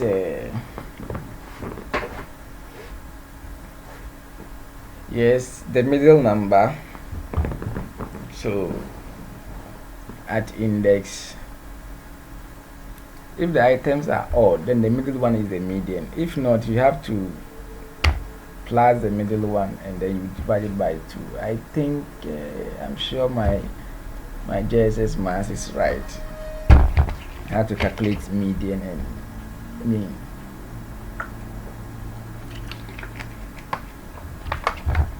So this is it, and you can do something like mean is equal to this. Let's see if it's fine. Yeah, mean is equal to this, and then we end line so that it will go to next, and we try to print another thing. Okay, you don't see the effect yet, but so the let's see 1, 2, 3, 4, 5, 6, 7. So the seventh is 7. So the middle one is this one divided by this, I guess. At the array at index. Let's see something. See out the. If you do 1, you should print the first one, which is 5. Oh no, that is it. It makes sense because, like I said earlier, arrays start from 0. So if you print 0, that will be the 3. So you rather want the one at the middle of this. At the middle of this divided by 2. This is what you want to print. And that is 3. Yep. So 1, 2, 3, 4, 5, 6, 7. The middle one is 1, 2, 3 here, 3 here, and then this 3. But remember, we are told that is sorted already. These are just values I put. So let's put something that makes sense. So let's say 3, 3. Let's say 4, 5.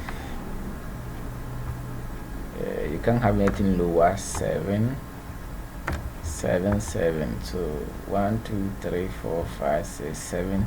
So the middle one should be, this is 3, this is 3. The middle one should be 5. So let's see this. Yeah, that is it. The middle one is 5. So if you add like 9, 8, 3, 4, 5. No, you can't go back. So 8, 9, 9. So 1, 2, 3, 4, 5, 6, 7, 8, 9, 10, 11, 12. Let's begin it with 2, 13. So 1, 2, 3, 4, 5, 6. The middle one is supposed to be 7. The middle one is supposed to be 7, yes. And if you put 10 in the middle there, you should print the 10. Okay, so in indication that it's actually picking the middle one. So this is it. That is when your numbers are odd, but when it's even, you will have to add the middle two. For example, if it's we have this 1 2 3 4 5, 1 2 3 4, then in that case you add these two and divide it by 2 to get the median. Let's say if it's this one, you still add this 2 and divide it by 2. So how do you get this one? Is the middle one minus 1, or okay, let's get the one at half position. Let's see what this one is bringing. It's bringing 4. So 0 1 2. Okay, that brings the fourth one. So yeah, this is bringing the fourth one. So how do we get this one? So how do you get the one before that one? That should be see out the length. Let me see, minus 1. Wrong. So bringing 1, which doesn't make sense. So what we can do is maybe the whole of this minus 1. So I'm expecting this is bringing 7. This is supposed to be 9. We want to get the middle ones. Okay, so this is bringing first one is bringing 9, second one is bringing the 7. So those are the middle ones. So let's see. We add more. I'm ignoring the fact that we have to sort it. I just want to get enough values to test. 1 2 3 4 5 6 7 8 9 10.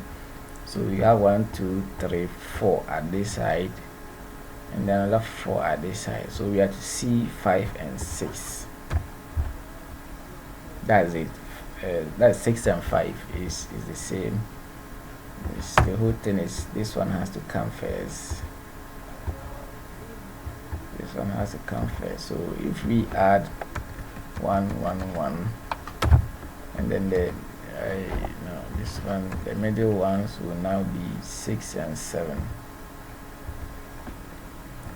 Let me see. 1 2 3 4 5 6 7 8 9 10 11 12 13.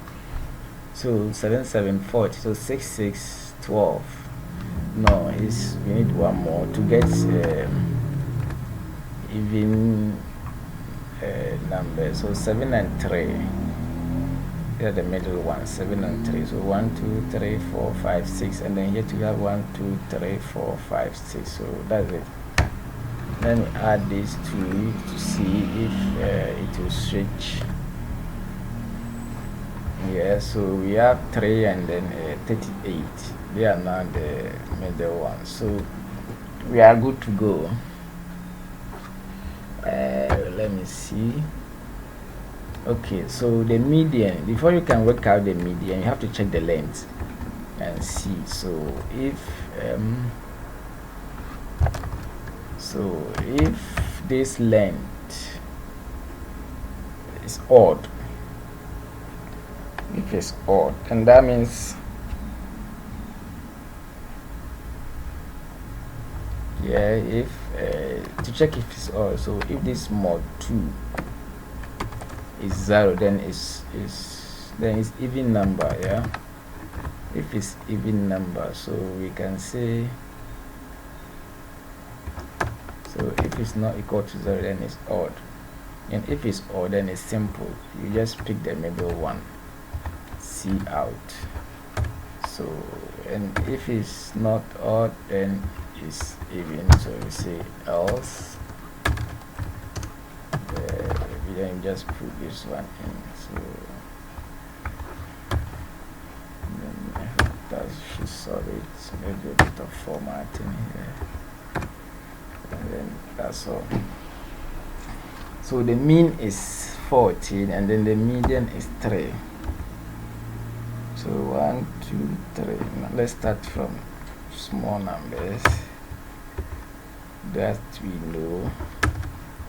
So this one, the middle number is 7. So yes, we are right. And if we add another number 9, so it will be like this plus this, and that will be like 16. 16 divided by 2, 8. 16 divided by 2, 8. Why is it picking 7? This is odd. If it's odd, that's if the mode 2 is not equal to 0. If it's not equal to 0, then this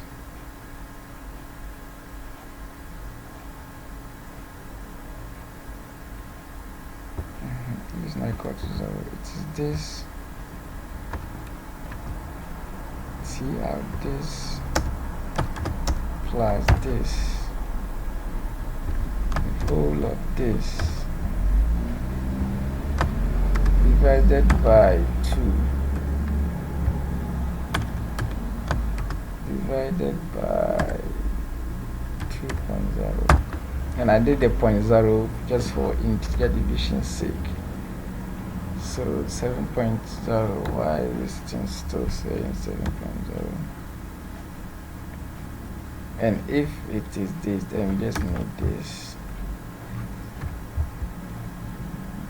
9.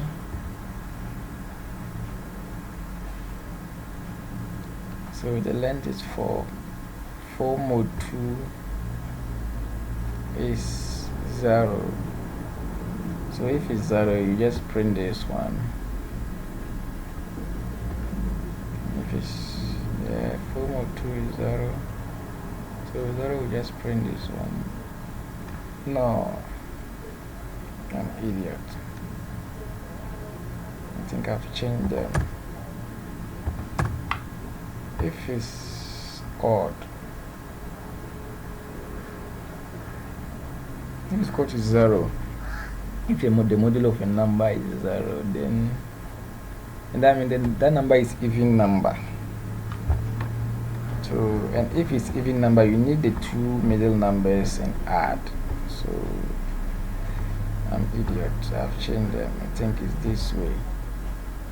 So if it's even number, if it's odd number, then just pick the middle one. I think this makes sense. This plus this should be 18 divided by 2.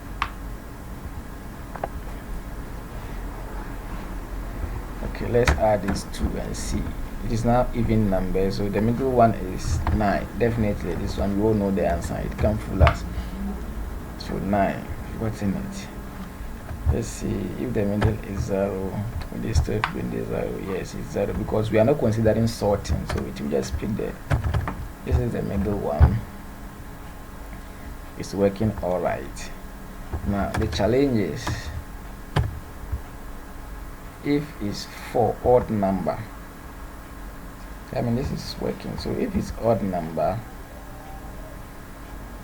pick the whole of this and divide it by 2.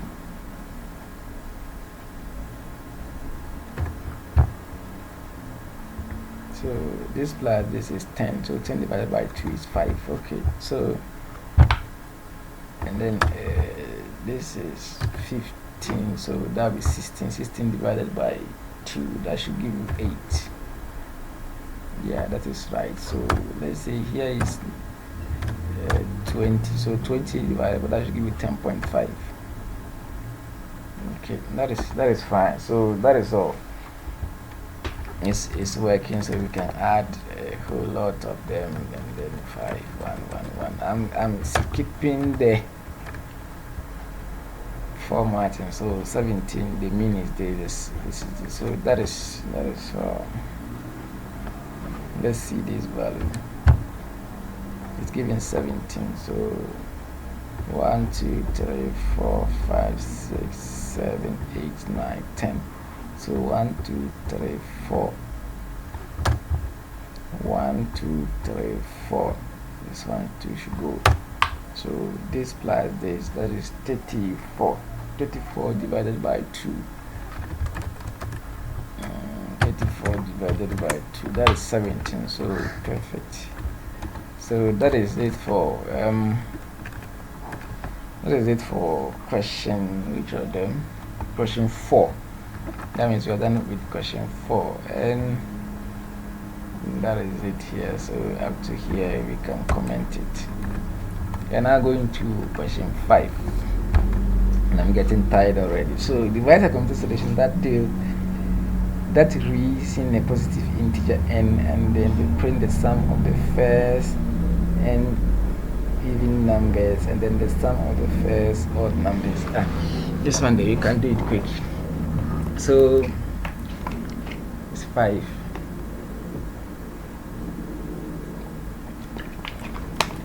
Let's say if you read in devise a computer solution that reads in a positive integer n, and they print and print the sum of the first n even integers and the sum of the first.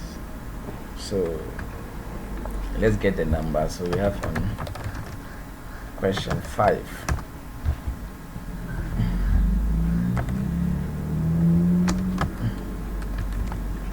Print even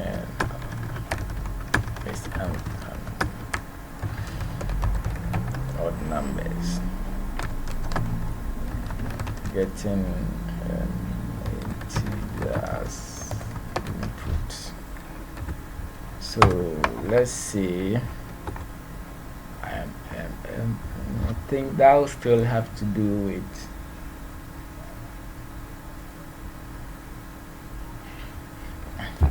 the same form.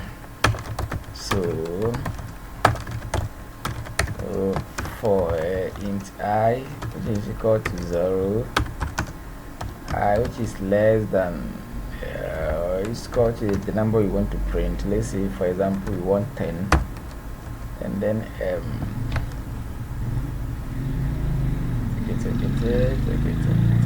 I plus plus. This time plus plus will not work because if 2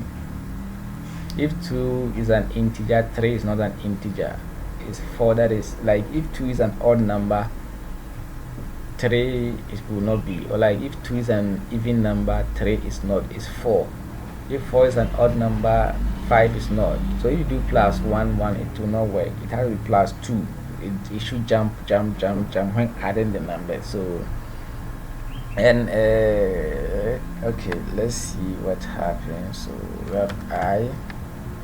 We used to say plus 1 plus plus, so can we say plus 2? It will not work, but let's see the error message it will give. So let's say double, this is our int value, this is 0, and then we have double our this is even, so this is sum even, so this is 0, and then the sum of the double, and then this is the sum odd, so that one too is 0. So so if we come here,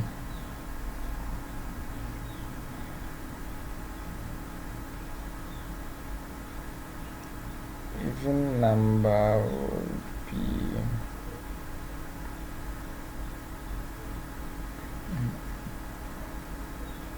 so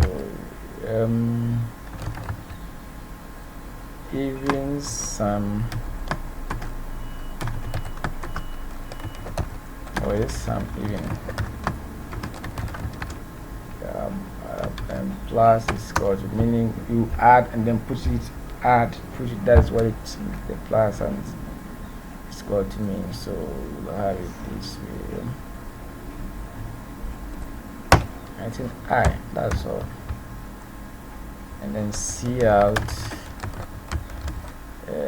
sum even. Let's see what we have now. Error, error, which I'm glad to see. Yeah, this will not work. It has to be I is equal to I plus 2. So this is it. Okay, there's this nonsense here. So okay, let's leave this one as it is. I don't know what it's doing. There's logical error. So that's 30. So 10. So is that right?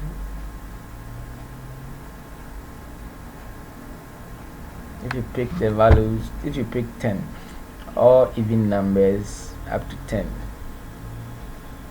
will that give 30? So if you take, let's say 10, so the even numbers are 2 plus 4 plus 6 plus 8 plus 10. Hey, that's 30. Okay. And the odd numbers are 1 plus 3 plus 5 plus 7 plus 9. That's 25. So that's right. So this gives the even numbers.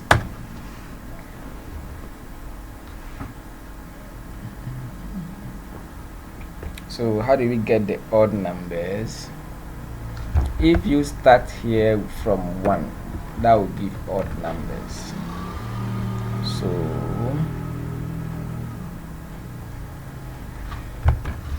that will give odd numbers, 25. But how do you display both at a time?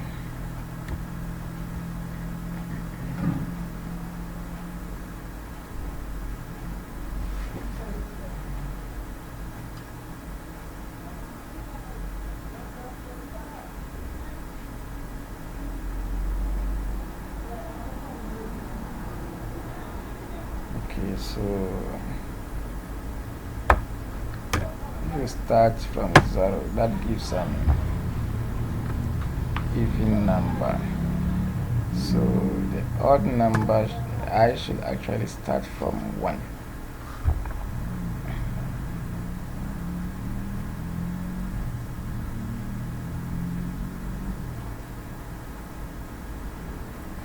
Let's see this odd plus or is equal to plus or is equal to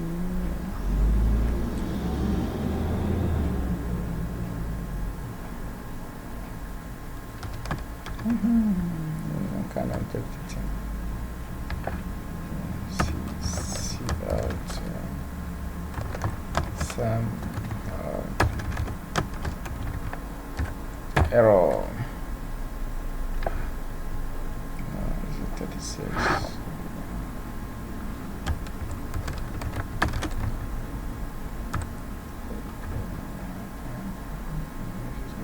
Which is wrong.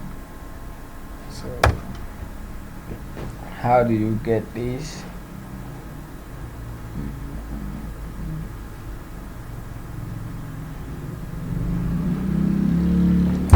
Of course you can do it this way using 2 for loops, and then this will start from 1,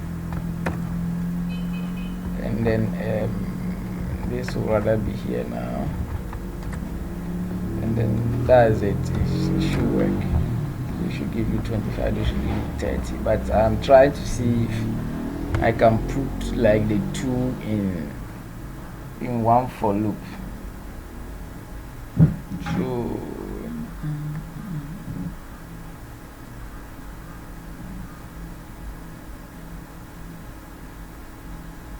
okay, so let's do something like this. Int I, let's declare this one outside. So and let's get the number.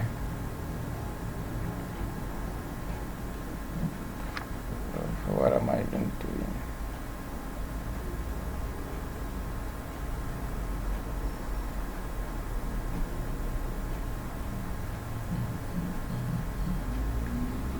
Uh-huh.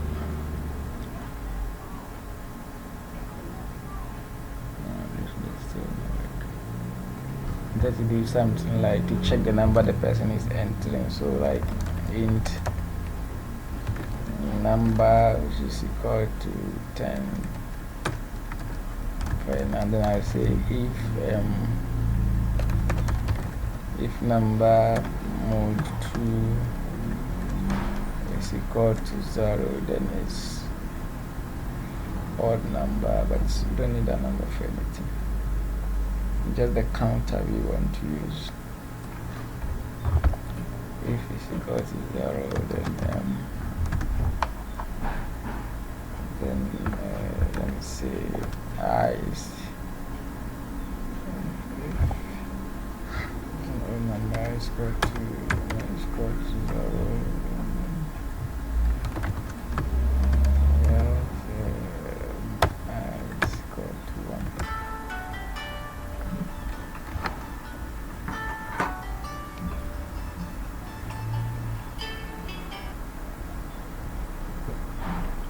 Yeah, boss.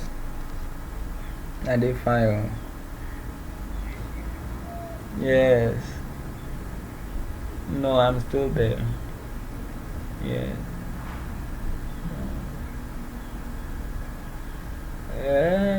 Yesterday it was 7:30. We closed 7:30. Yes, he's done it. He's done it.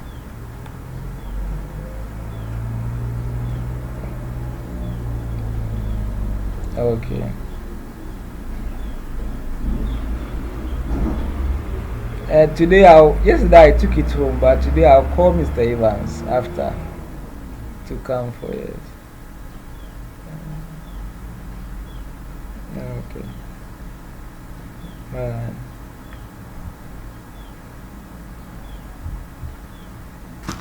Sorry. So this is the nonsense I was trying to do, but it doesn't change anything. This is equal to this time. Sometimes I try to be smarter, and if you put your curly brackets, it's what did it say? I don't need this. Oh no, I don't need this. Let me see this. I thought it was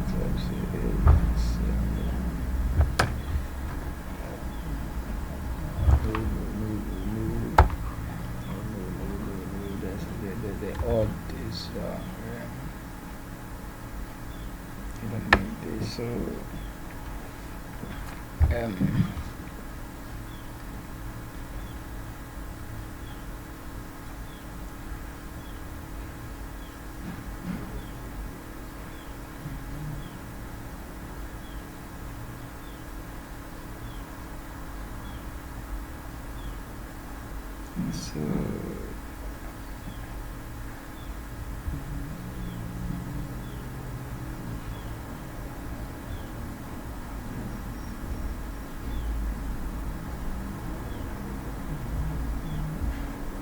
so if we are to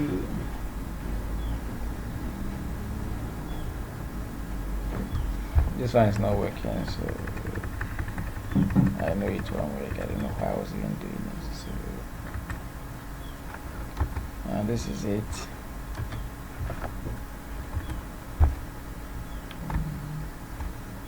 This one guesses right. Like I said, I'm only trying to find. So if let's do int the number which is got 20, so that we can use that number here. Can use that number here instead of hard coding. So we can use this one. There's some space. There's some columns. So these are the two. I'm trying to get like one for loop that will handle both. That is what is skipping time. But if it's final, if me say this one comes, I have to think more. I'll just leave it this way and then go my way. So it's working. You just know maybe the best way to handle it. So that's it for question 5. Let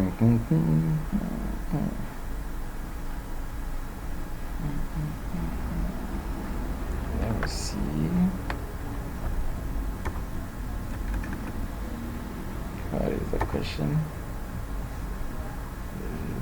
The sum of the first and even numbers and the sum of the first and odd number. I was thinking of maybe you ask the person, do you want odd numbers? And you set, if you say yes, you set here to 1. If you say yeah, you set this to 1. If you say no, then you set this one to 0. But that's not what the question is about.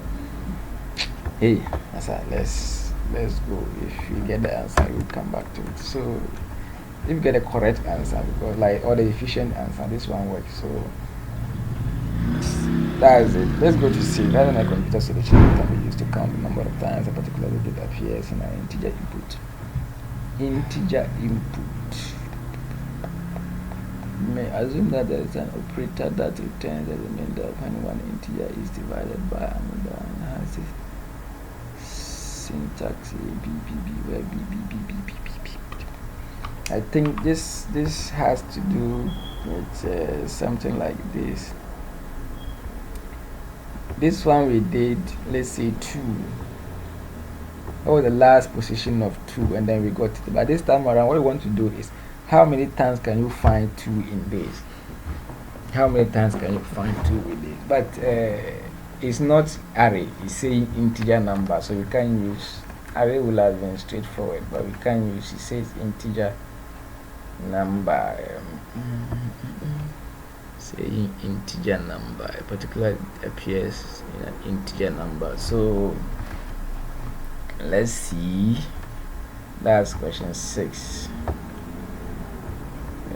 This is the first thing I did and I got error. This one is the last bracket open for this one. You're not supposed to comment it. So here we have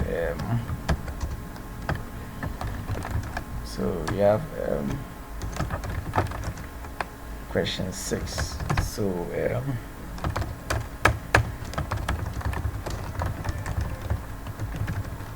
my integer value, how many times digit appears in an integer value? So we have this one. What's the digit first of all? So we have 8, we have a digit, no, like integer value, or we can call it value. Let's say have this. So how many times that 2 appear in this? How many times that 3 appear in this? Something. How many times that 9 appear in this? That is it. So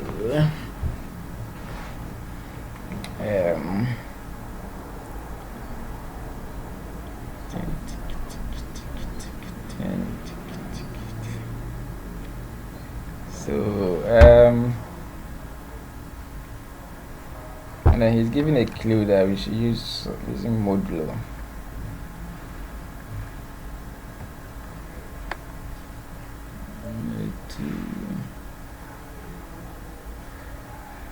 One, two, three, four, five. So if we have to, if it's array, we can use the indexing to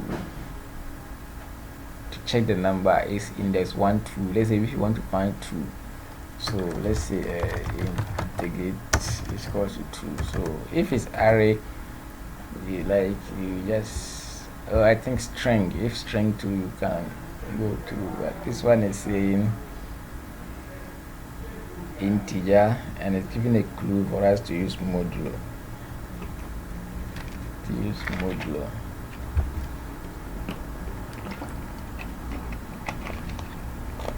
So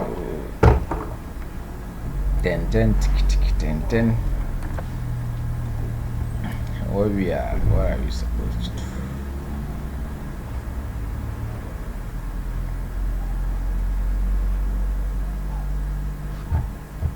Okay, so let's see this one. This number mode 10 will give us 2.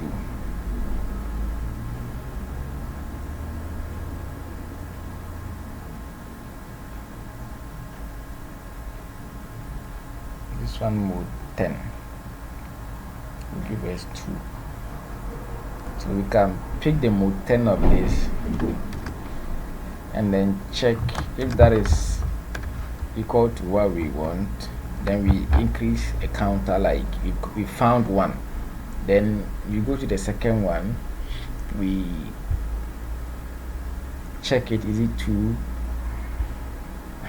Yeah, I'm sure that will work. For example, if we do this mode 10, it will give us 2. Then we can drop the 2.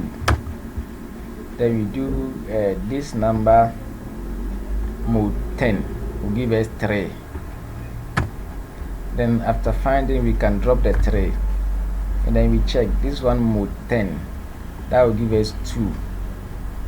So 2, then we can take this out, and I think to take it out, if you divide it by 10, if you do integer division, it will give you, let's say if you divide this by 10, you get 23.9. But if you do integer division, it will throw the 0.9 away and you'll be remaining with 23. So if you do this, you will get 3. So we can keep doing while this number is not 0. Yeah, we can keep doing while this number is not 0. If this one turns to 0, then that means we can do the division again, or while it is greater than mode 10. Should that work? Let's see. So let's see, we have this one is equal to this. So now whilst our value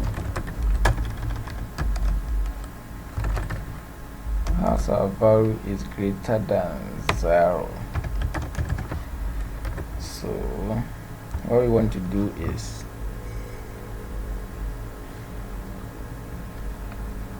we want to check this number is equal to 2. So if our value is mode 2 is equal to the number we want, the number we are looking for, then we increase our container by 1. So int count is equal to 0. So if this is equal to this, then we can count plus increase count by 1. Now after increasing count by 1, you need to get away with this number so that you can take the mode of this remaining numbers, which will give us the 4. Now to take away the 3 parts, if you divide this by 10, you will get this.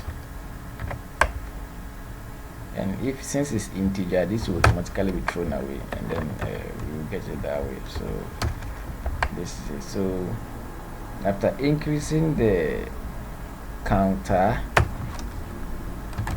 value should be equal to value divided by 10. In that case, you can write it this way, 10. So, and since value is integer, it should work. Now at the end of it all, when we are done, the number of times we've increased this, the number of times we found the number we want to, is the number of times the items occur. This one, error. This error. So okay, there is no semicolon here. Another error. What is on the screen? Can someone tell me? Okay, another error. m. Int count equal to 0, in this equal to this, in this equal to this. And what error must say?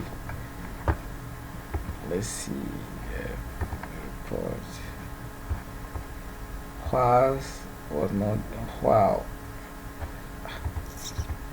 It's while. So let's take a look at it. Take a look at it. What is it showing?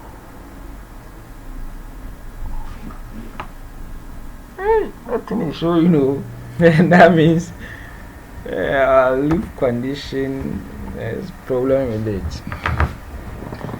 So while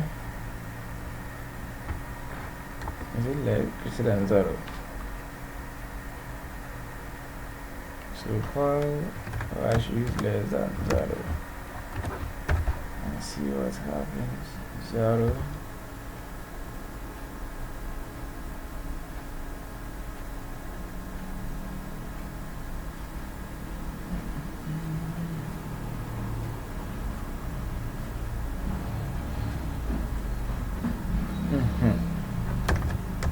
Greater than 10. We should be dividing by 10.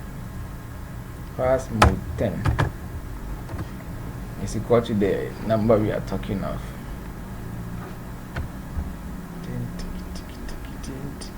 Hey, what is wrong if I say greater than? Okay, so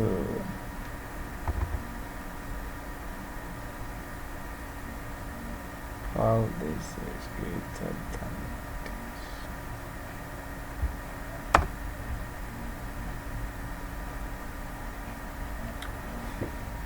Now this is value. No, it has to be greater than 10. No. If it's blank, I get the idea that that's infinite loop. Like what I've written doesn't make sense. So that is this is this. So first of all, check why this is greater than 0. The degree we are checking is 2. So if this value module 10 is equivalent to 2, then it will increase our counter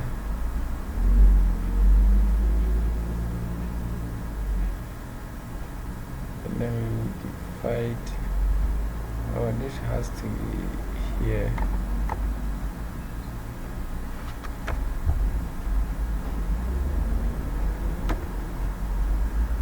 Haha, it worked. Yeah, yes.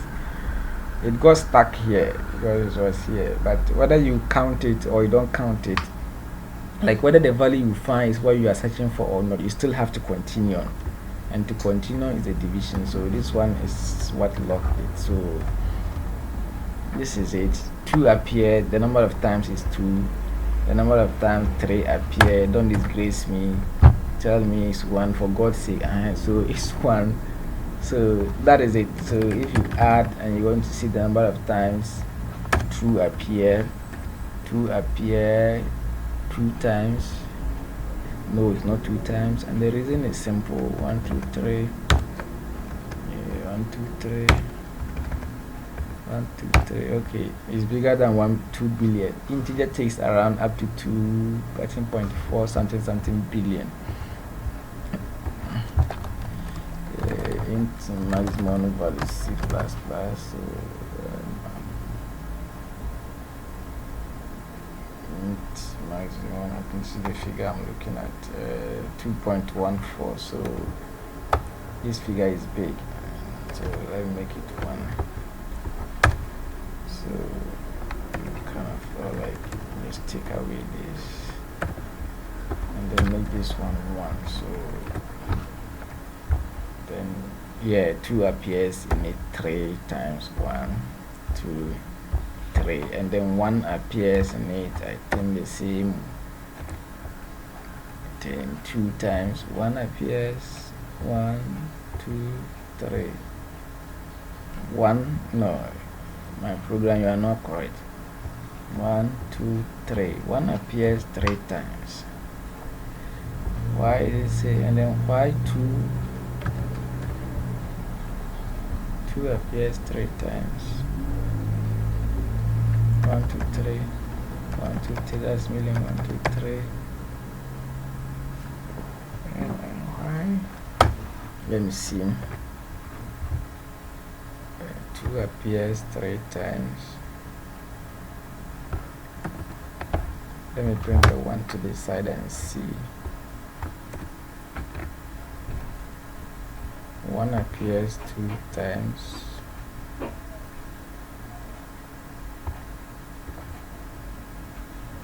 Let's see, 6 appears in it. 6 appears 2 times.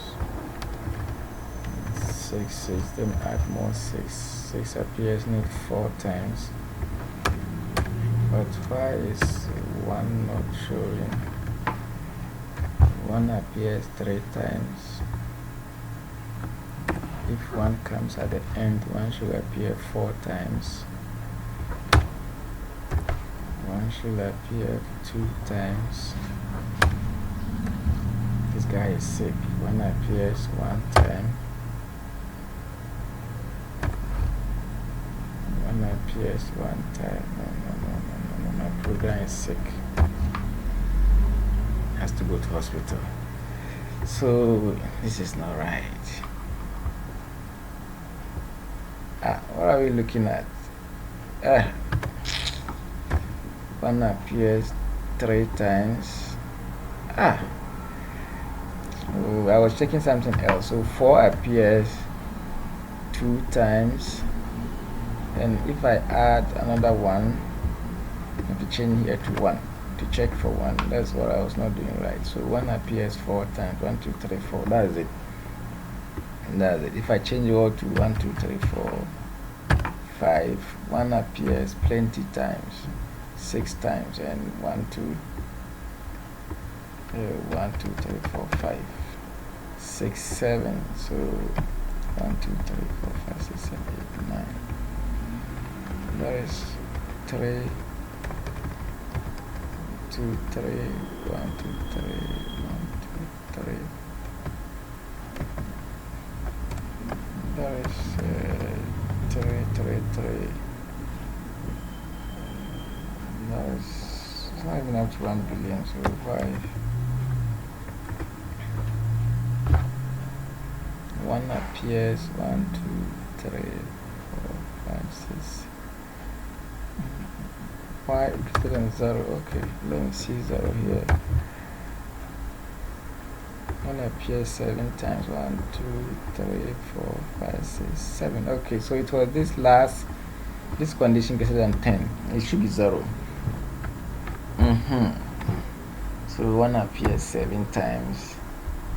And if you want to check for 2 should appear 0 times.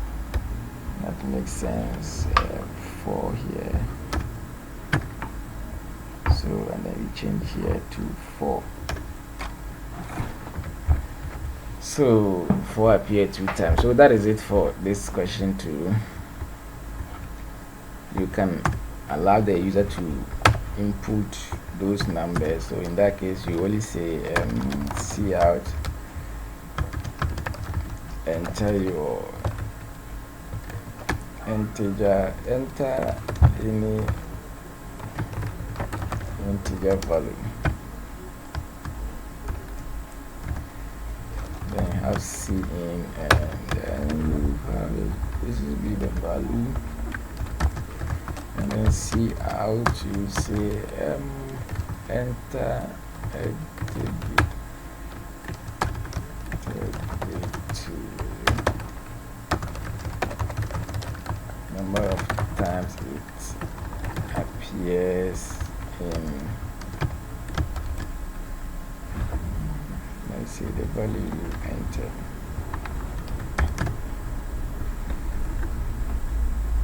So you also do cin, and then you do this digit That's all.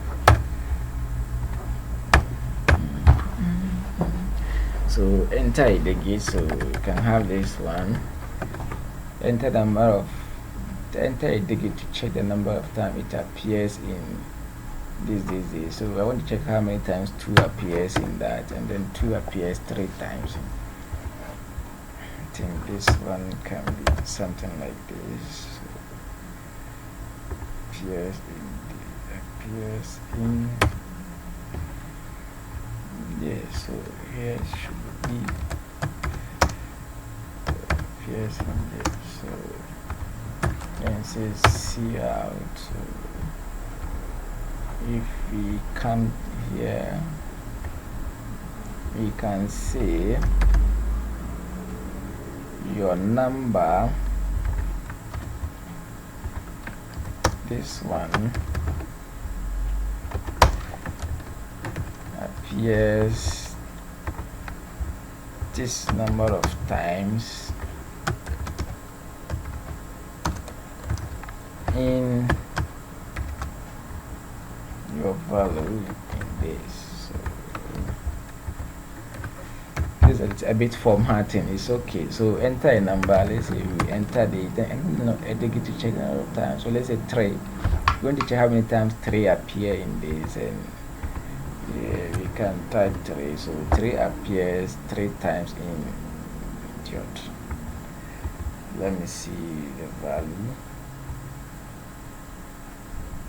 Okay, we've kind of used the value here, so it loses focus. So what we can do is to save it somewhere before we start applying the modulo on it. So we can say int backup, which is equal to value. So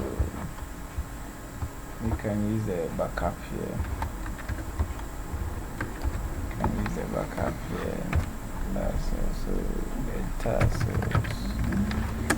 so number of times 4 appears. So 4 appears 6 times in this. So that's it. And if you want to check another one, we can say 1, 1, 1, 2, 3. Number of times 1 appears is 1 appears 5 times in this. That's also, that is for question 6. That is for question 6. Now let's see question 7. Assume that there is a function made with the syntax this where it's a string and m and n are integers, given that m is to return n middle characters of the string starting from the character at position m. Let us compare solution that accept as true. Input a string of characters and output the number of times a particular character appears into from all this. Now assuming that there is a function made in the syntax, the string it takes me where s the string and m and n are integer, given that blah blah blah is to return a n middle character, so of s starting from the character at position, and write a computer solution that accepts as input a string of characters and output the number of times a particular character appears. I think this is like the integer we did, the number of times a particular, but this one you are working with strings. So strings. So what we can do is the same way.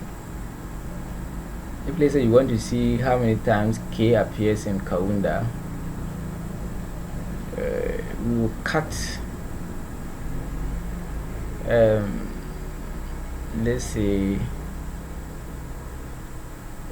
you will cut the last a and c, a, then you want a, so you put it in the counter, and then you come to D, you put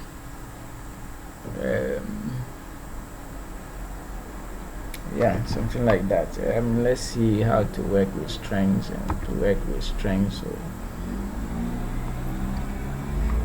this one I want to lock down here so that it will be there forever.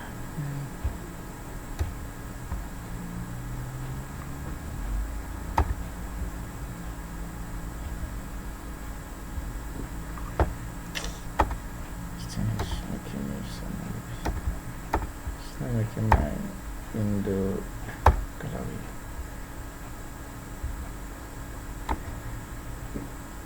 How do I do?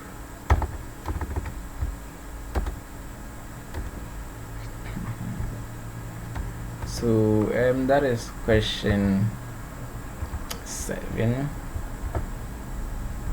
So we have question 7. We have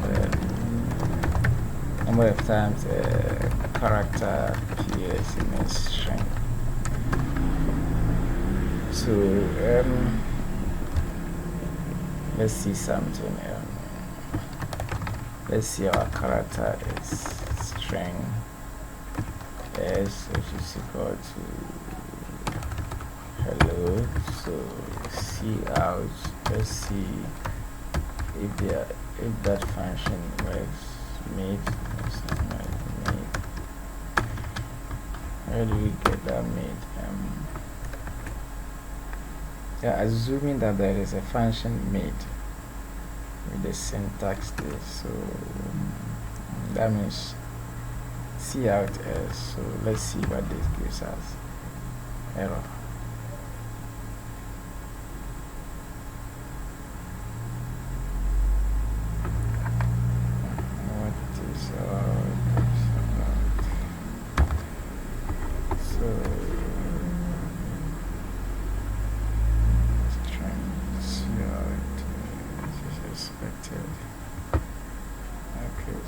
Actually supposed to come here, so this should be the last curly bracket we are not supposed to touch. Okay, so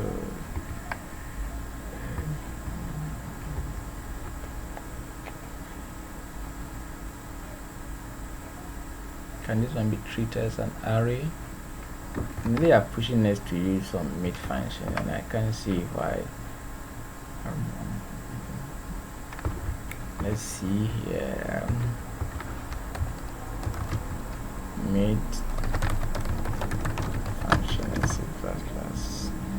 Oh, you are just to assume. Okay, so that one is substring.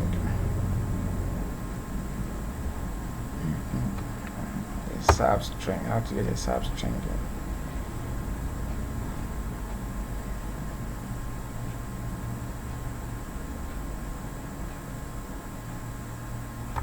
Substring. So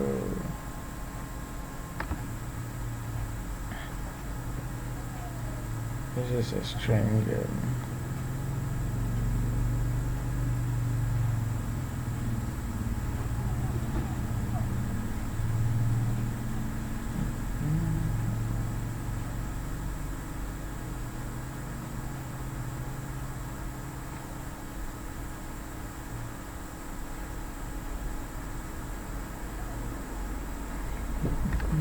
Substring. So let's see.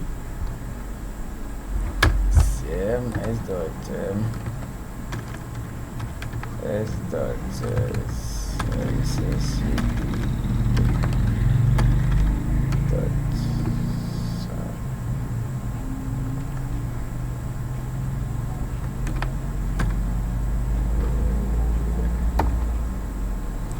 so substring of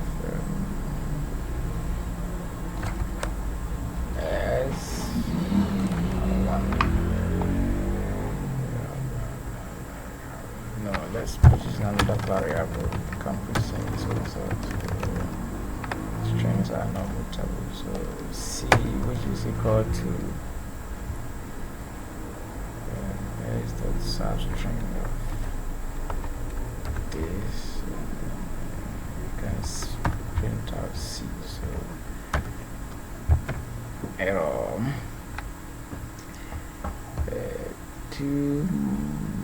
No matching function of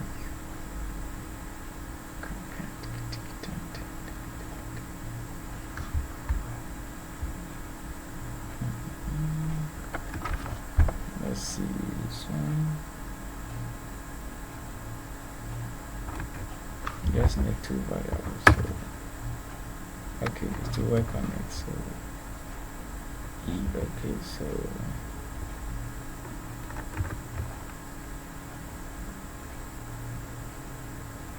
and then starting from 0, print 1, so that's H. So starting from print 2. Okay, hello. Okay, so what we can do is starting from 1, we have to make it on a variable so that one will be increasing till it gets to the end of the string. So let's see if we had a string dot length. Yeah, there is length. There is length. So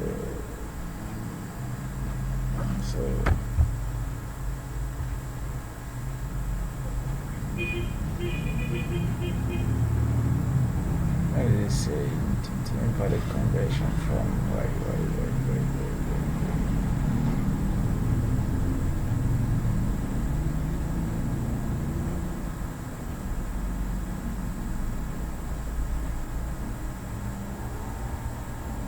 so let's see this one. Yeah, we have to print this one right. The length is 5. That is 1, 2, 3, 4, 5. Okay. Okay, so this one is the length, so it's a number, so it has to be int. Okay, that's why it was giving that error. The return length is number, so it has to be int. So okay, I think with this we can see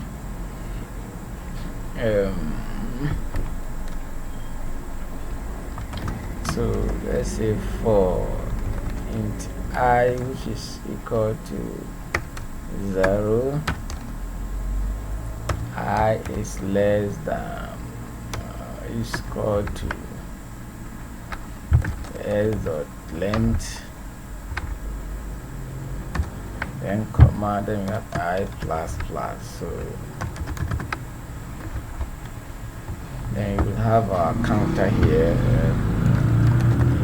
This is our container that will be holding how many times we found H or how many times we found O.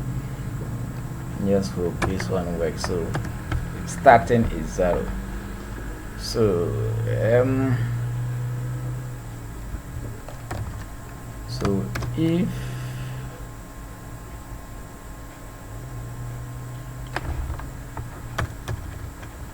let's say the what we want to find, let's see, so we have, let's say car find, which is equal to H. So we say if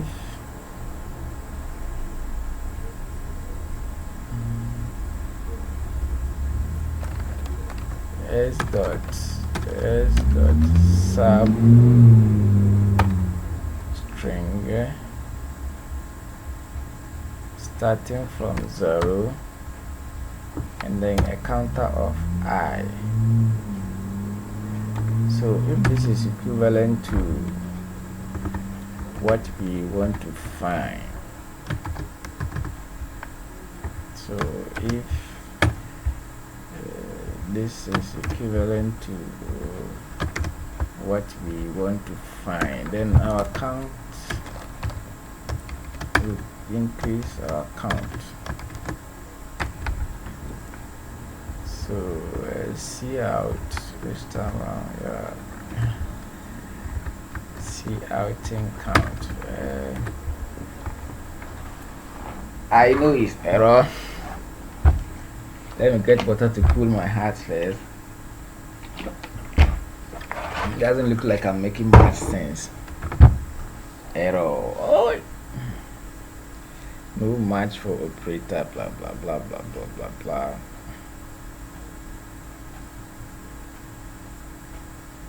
So take it.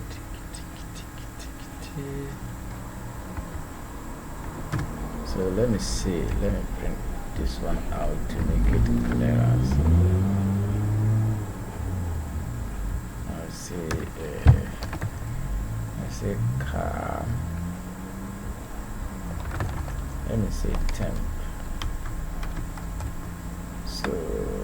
say temp is equal to this. So if this is equal to what we want to find, it doesn't change anything. I just want to make it a bit clearer. Expected. We don't need this. Yeah. This is a different bracket open. Expected.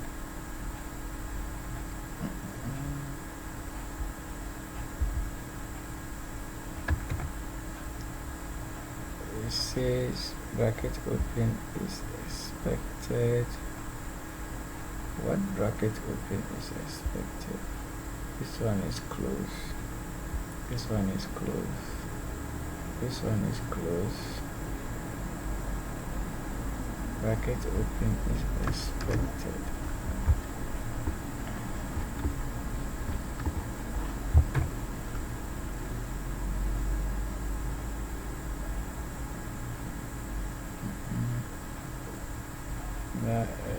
Cannot convert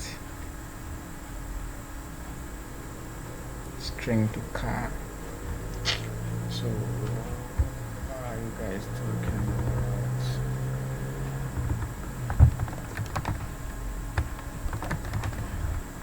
about? Other ways to convert this one to string to car. 10 invalid conversion card to cost card.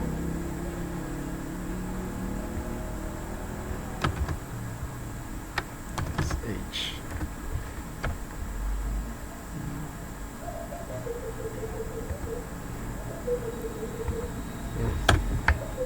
This is equal to this.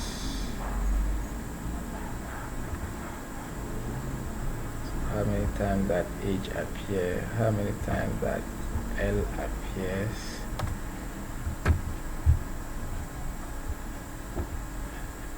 I no, we need L.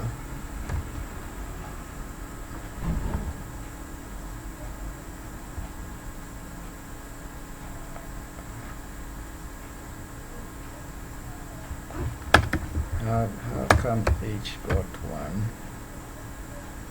H appears one time, or is printing something else. E hasn't appeared at all.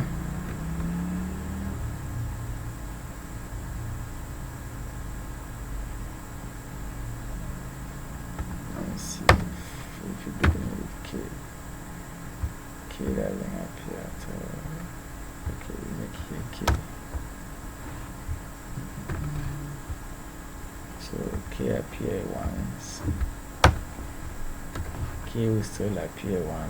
Yes, I think it's able to only check the first one.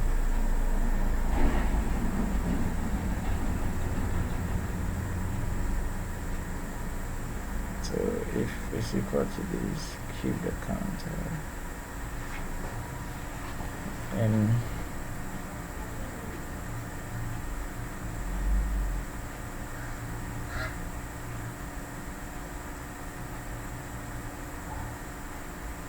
okay, if this is zeroed, this will increase to 2, and that means it will not extract.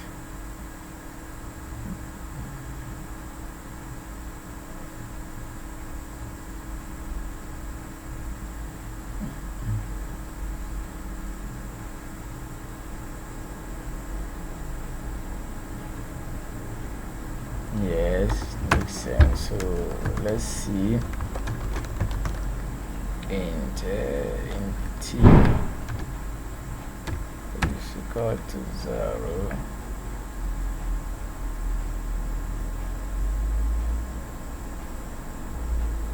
So we have T here.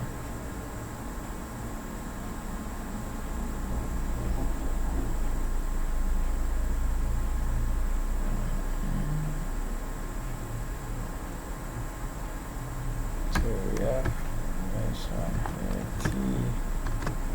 plus plus.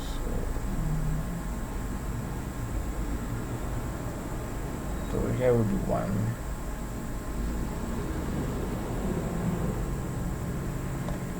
Starting from 1, extract 1. Number of times k appears supposed to be 2. So the number of times k appears is now 0. So time it appears is 1.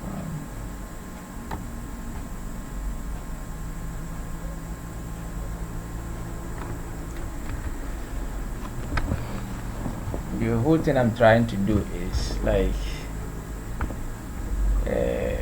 start from here, cut this one.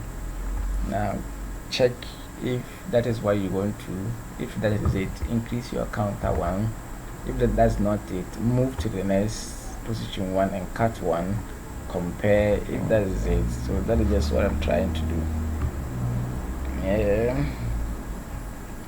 So plus plus plus plus.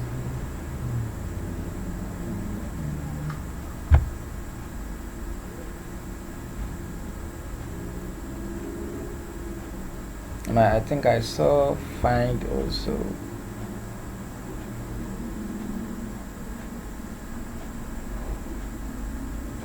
I think find solution work. Let's try find and see. So instead of this,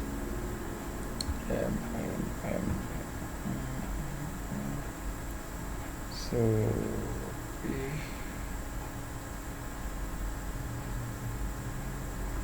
if s dot find the parameters, so many parameters. I think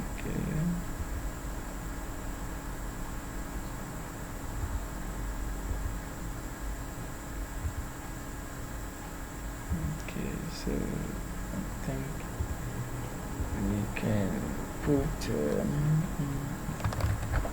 our word find, so which will definitely give conversion problem. So what is the return type of this find?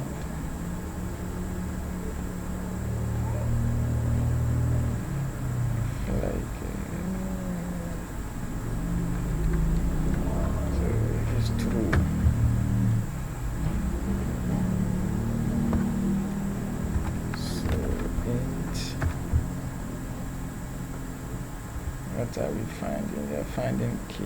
K is the idiot. I can't find it. So get the sub string.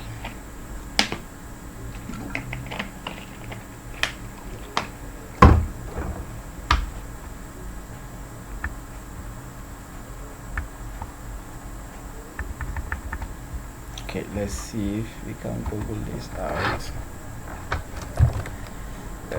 If character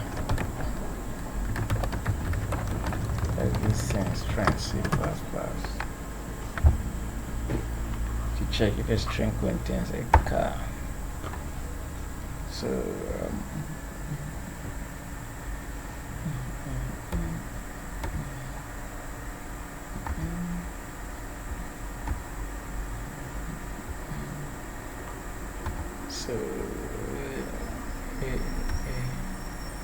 you guys are using arrays, but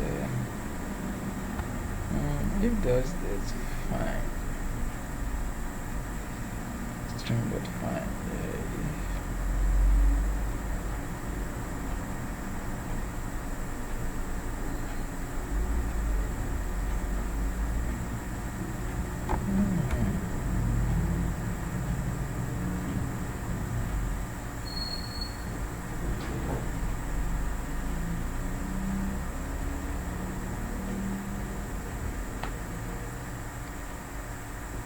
If it's fine.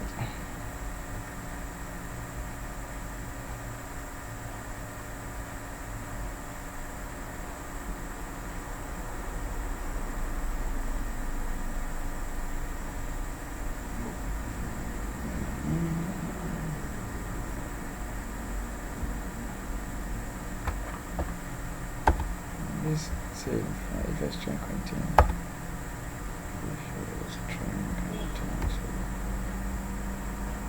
which one is accepted, which is not accepted.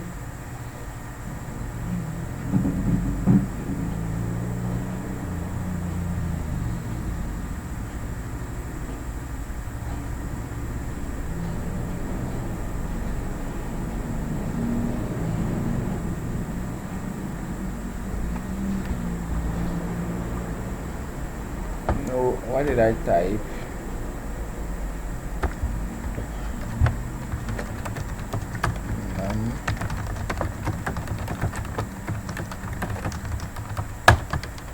C++ string, yeah.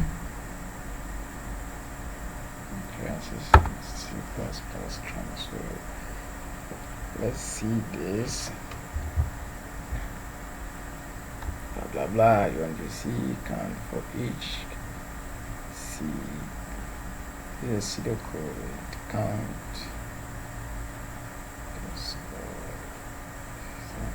Function 0 for I, which is equal to S, a string dot size. Now if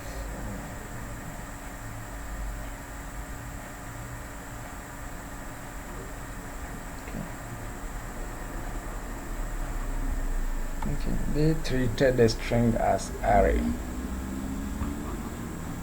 So they treated it as know that this code to use together with string if you are using a calculate the size of a string length and the size.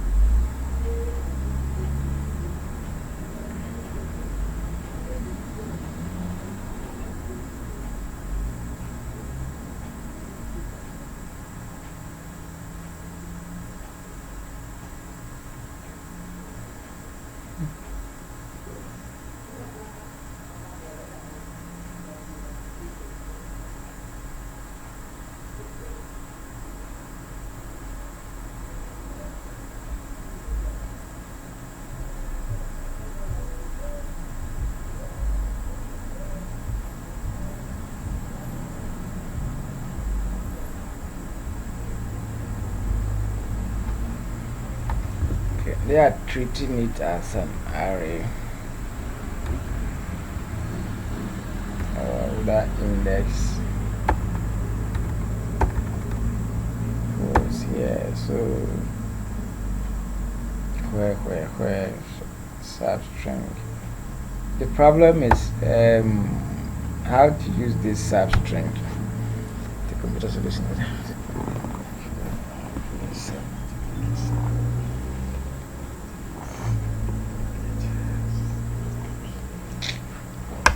This one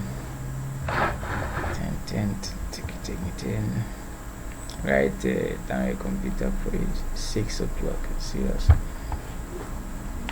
that a particular digit appears in an integer input, hence you may assume there is an query. Assuming that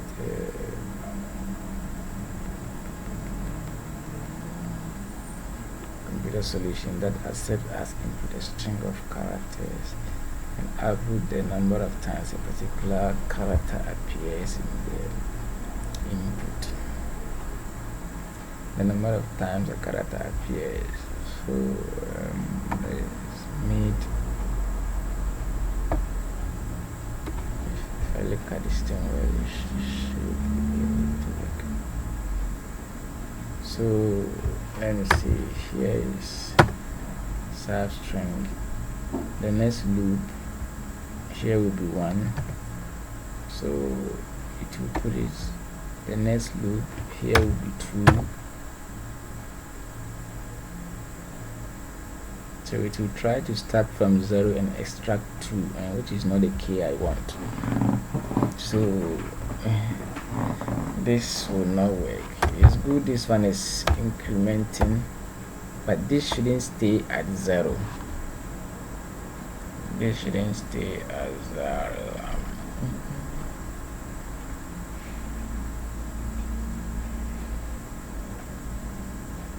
So let me try this nonsense. Form int for int I, which is also equal to 0. I, which is also less than or is equal to a dot length. Which is equal to less than length, and then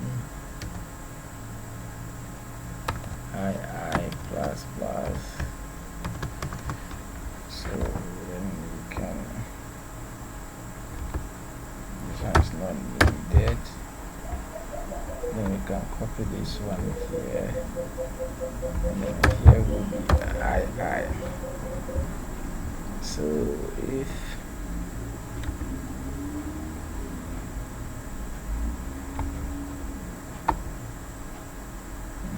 so that's it. If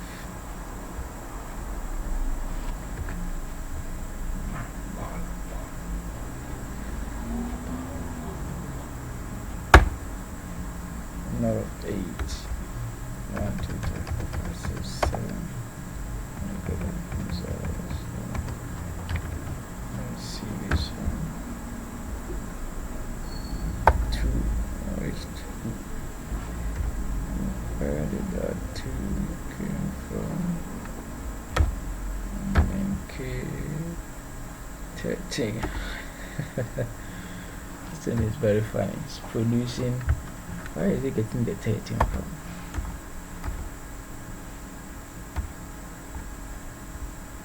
So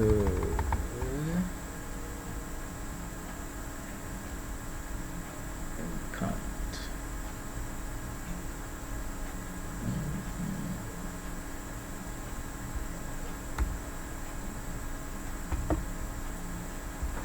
The number of times K appeared in this we all know is 2. So why are you saying 7? 1, 2, 3, 4, 5, 6.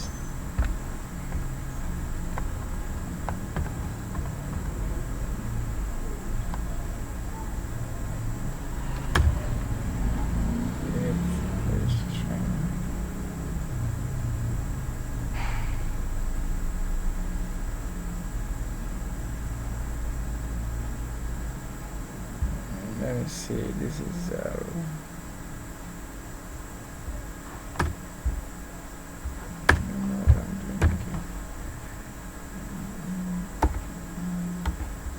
Let me see, 6. 1, 2, 3, 6, 8, 9. Output 9. Output 10. 15, 12.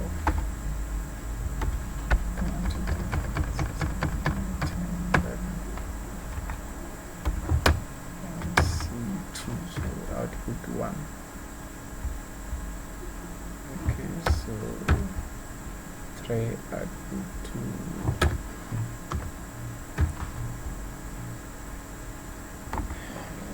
Times K. I'm trying to see the logic of how it's printing this so that we can modify it. I'm not getting any pattern in it, so this is substring.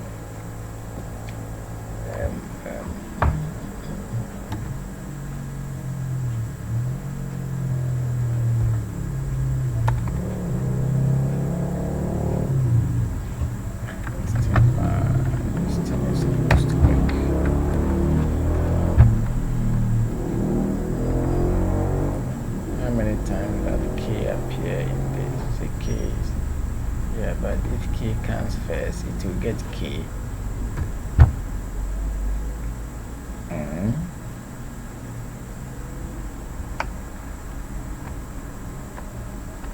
Okay, what is that? I need the whole of this. So I need this.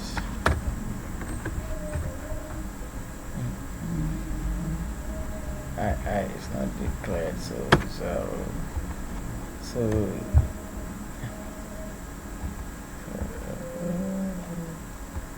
yeah, if this comes here, you should find K. Yeah, K is 1. So you see here is M. If you say M, it will find M. M appears once, but if M goes anywhere not in the first position, this is 10, it will give 0. Well, if you say starting from 1, extract 1, it will get it. So basically this has to also increase. If this also increases, then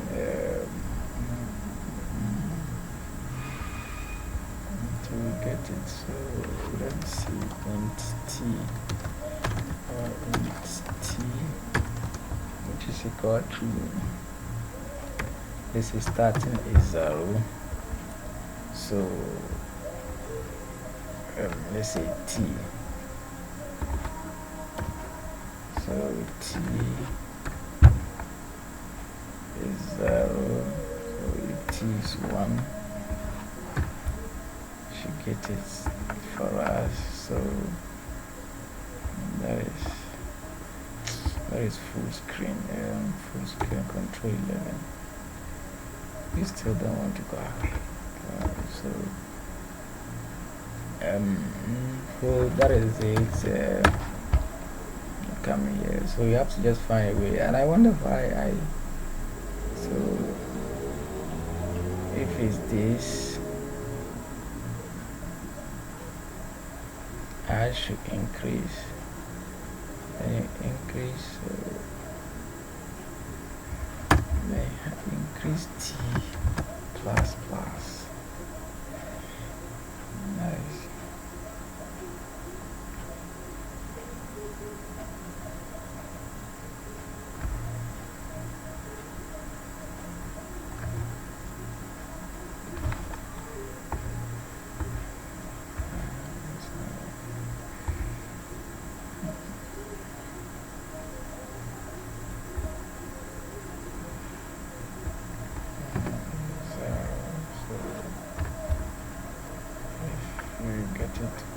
The number of times M is appearing, M can get it. So T is 0.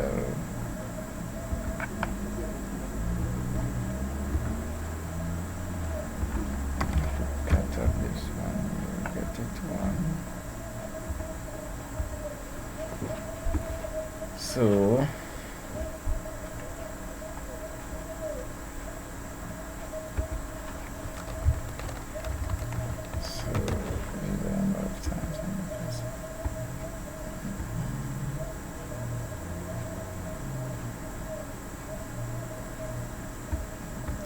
let's start from 1. Maybe make here I minus 1.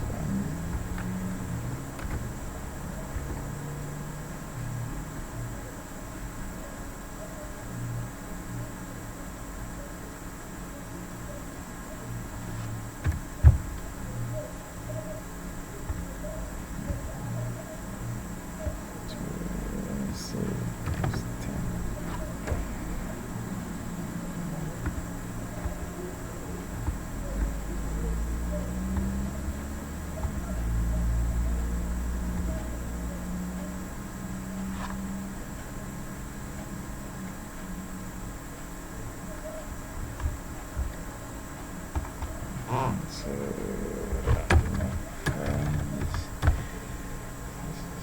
making T.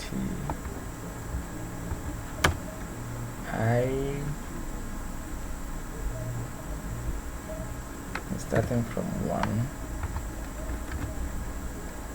I actually is the number of characters you're extracting.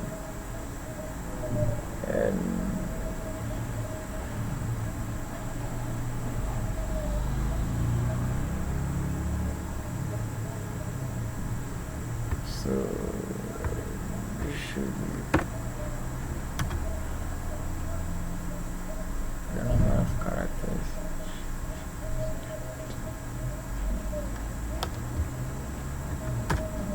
There's T.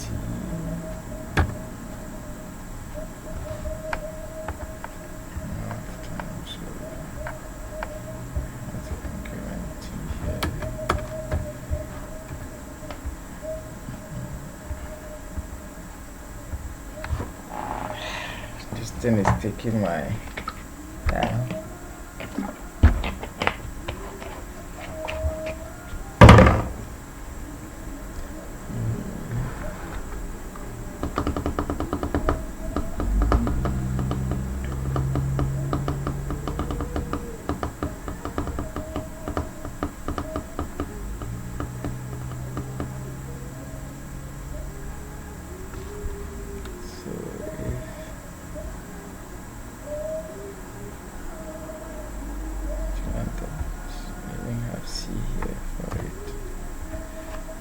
Is the length of the string, so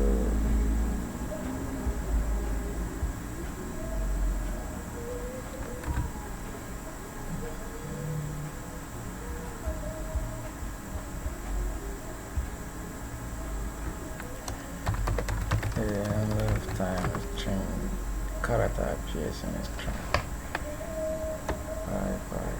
Count the parameters of the character in a string. C++. And the number of times. There's a number.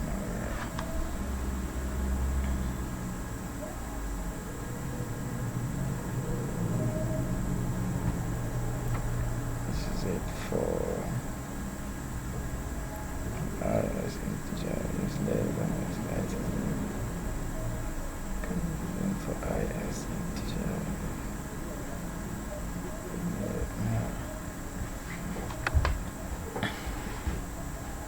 We want a test that make use of this made, like extracting. I don't want things like this, like treating them as arrays using the index.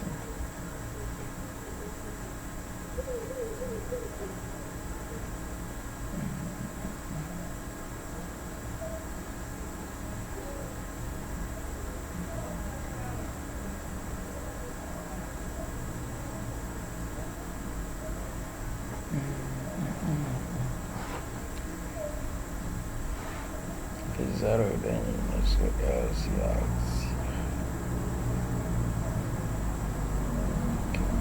There are functions that can do it, but I'm not looking at like this one, for example. I'm sure what they are saying it can solve it, but I don't want it that way. Yeah, this guy's font is no good.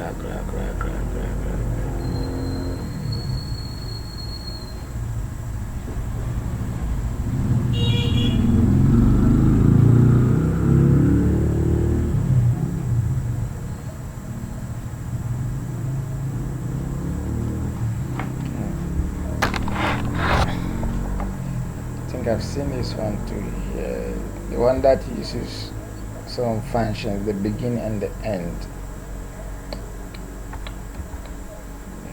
This one, begin and the end, and he's using count. I think that's the same count used here, the beginning, the end, and then the value you want to search for.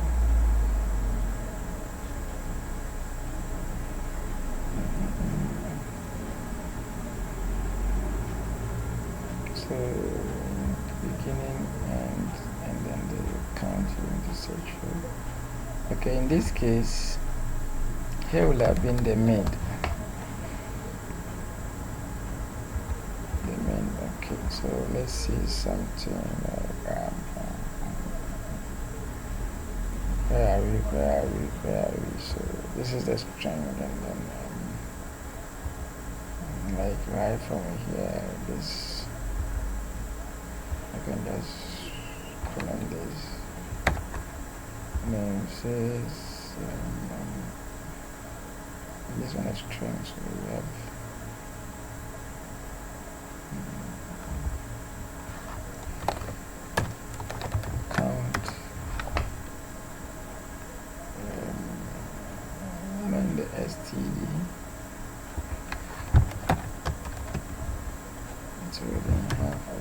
count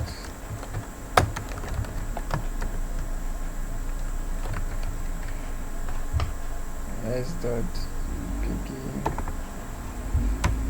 s dot end, and then what we want to find is let's say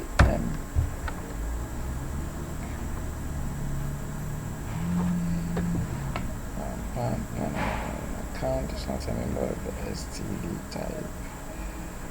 So in that case, which library is it from?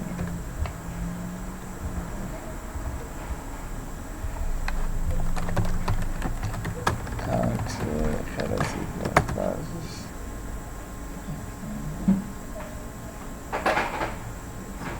So the count is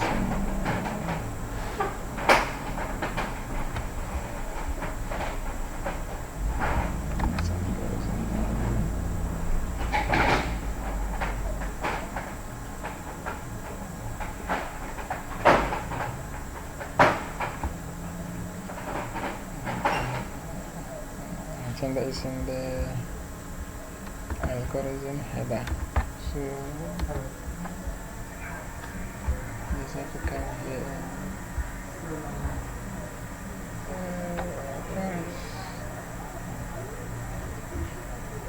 Control plus sync 11, so I have to run my header. Include algorithm, so come here and then we can use the cout count std.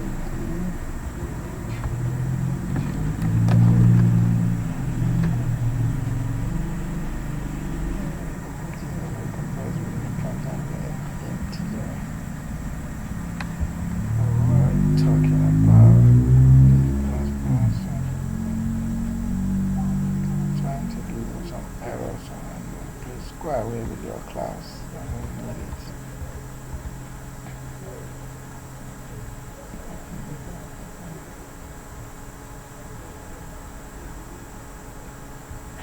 Why is s.count?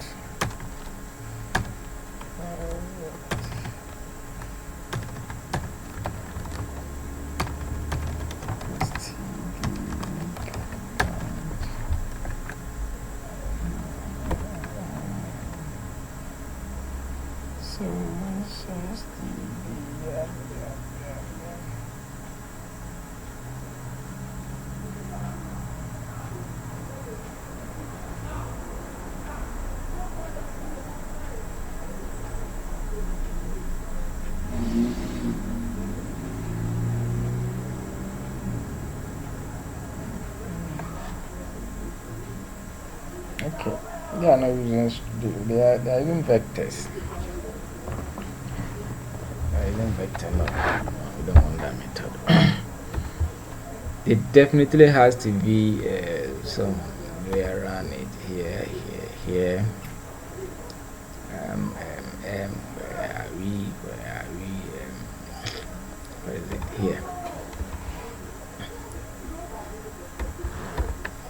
It definitely has to be some way here around this. The whole thing is. This is supposed to be C. There's the length of the array.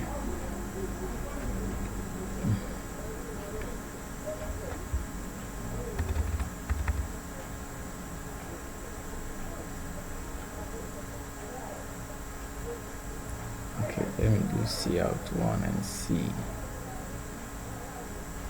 Cout S1. We have to go through the array and see.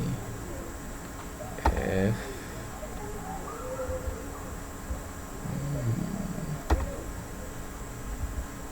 so the 0 will bring the first one, the M.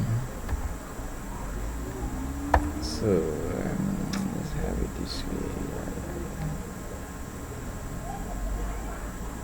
So now instead of this we say if S string to fit. What is string to fit? So if s to bracket I is equivalent to find, and that is what we want to count. This one here. Let's see with the array how things work out.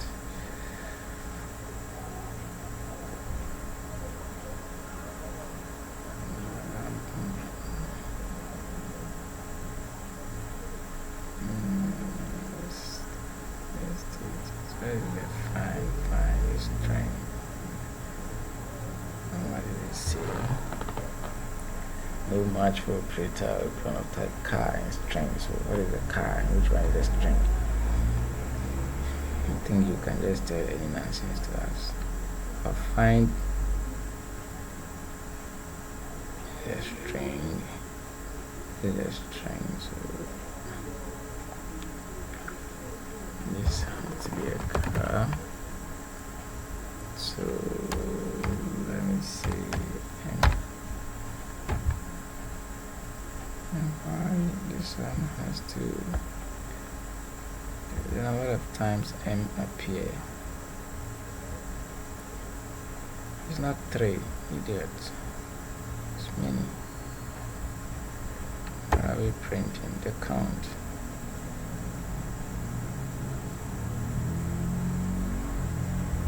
Let's go away. Yeah, I'm making use of this.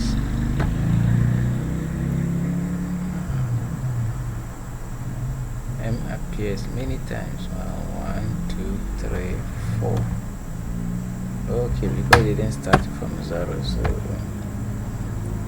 okay, this gets you down. M appears 4 times, and then K appears once. K is just once, and then G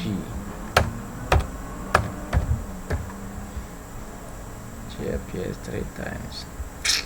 I think we will have to settle with this. I can't see the mid and beginning and what working. That's not what the question is saying, but this one is giving the answer, and we've already wasted a lot of time on it already. So I think we'll have to just make use of this. That's this one. That's fine. Let's go to school. Boys going to school, so we want to find the word G in it. So G appeared 2 times. Go in here, the boy, the T. Let's see O appears 5 times. Yes, sir. I'm tired. Can't think. But I'll try and see if I can use that mid concept to get. I don't know why it's not working. It's probably old age. So this is working. Let's move on to question 8. Question 8. I'm getting tired. Papa, write the computers. So let's see.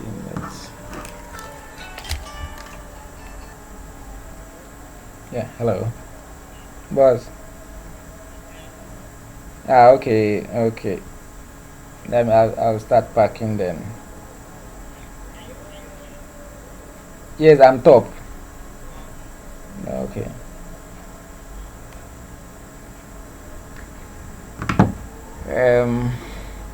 Got a computer solution that accepts an implementation for you, and then output I have to close.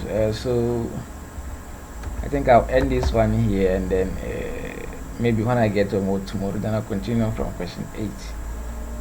That question has spent a lot of time. I also check and see if I can work it out with that made concept. Yeah, okay, bye. See you tomorrow. So that's it.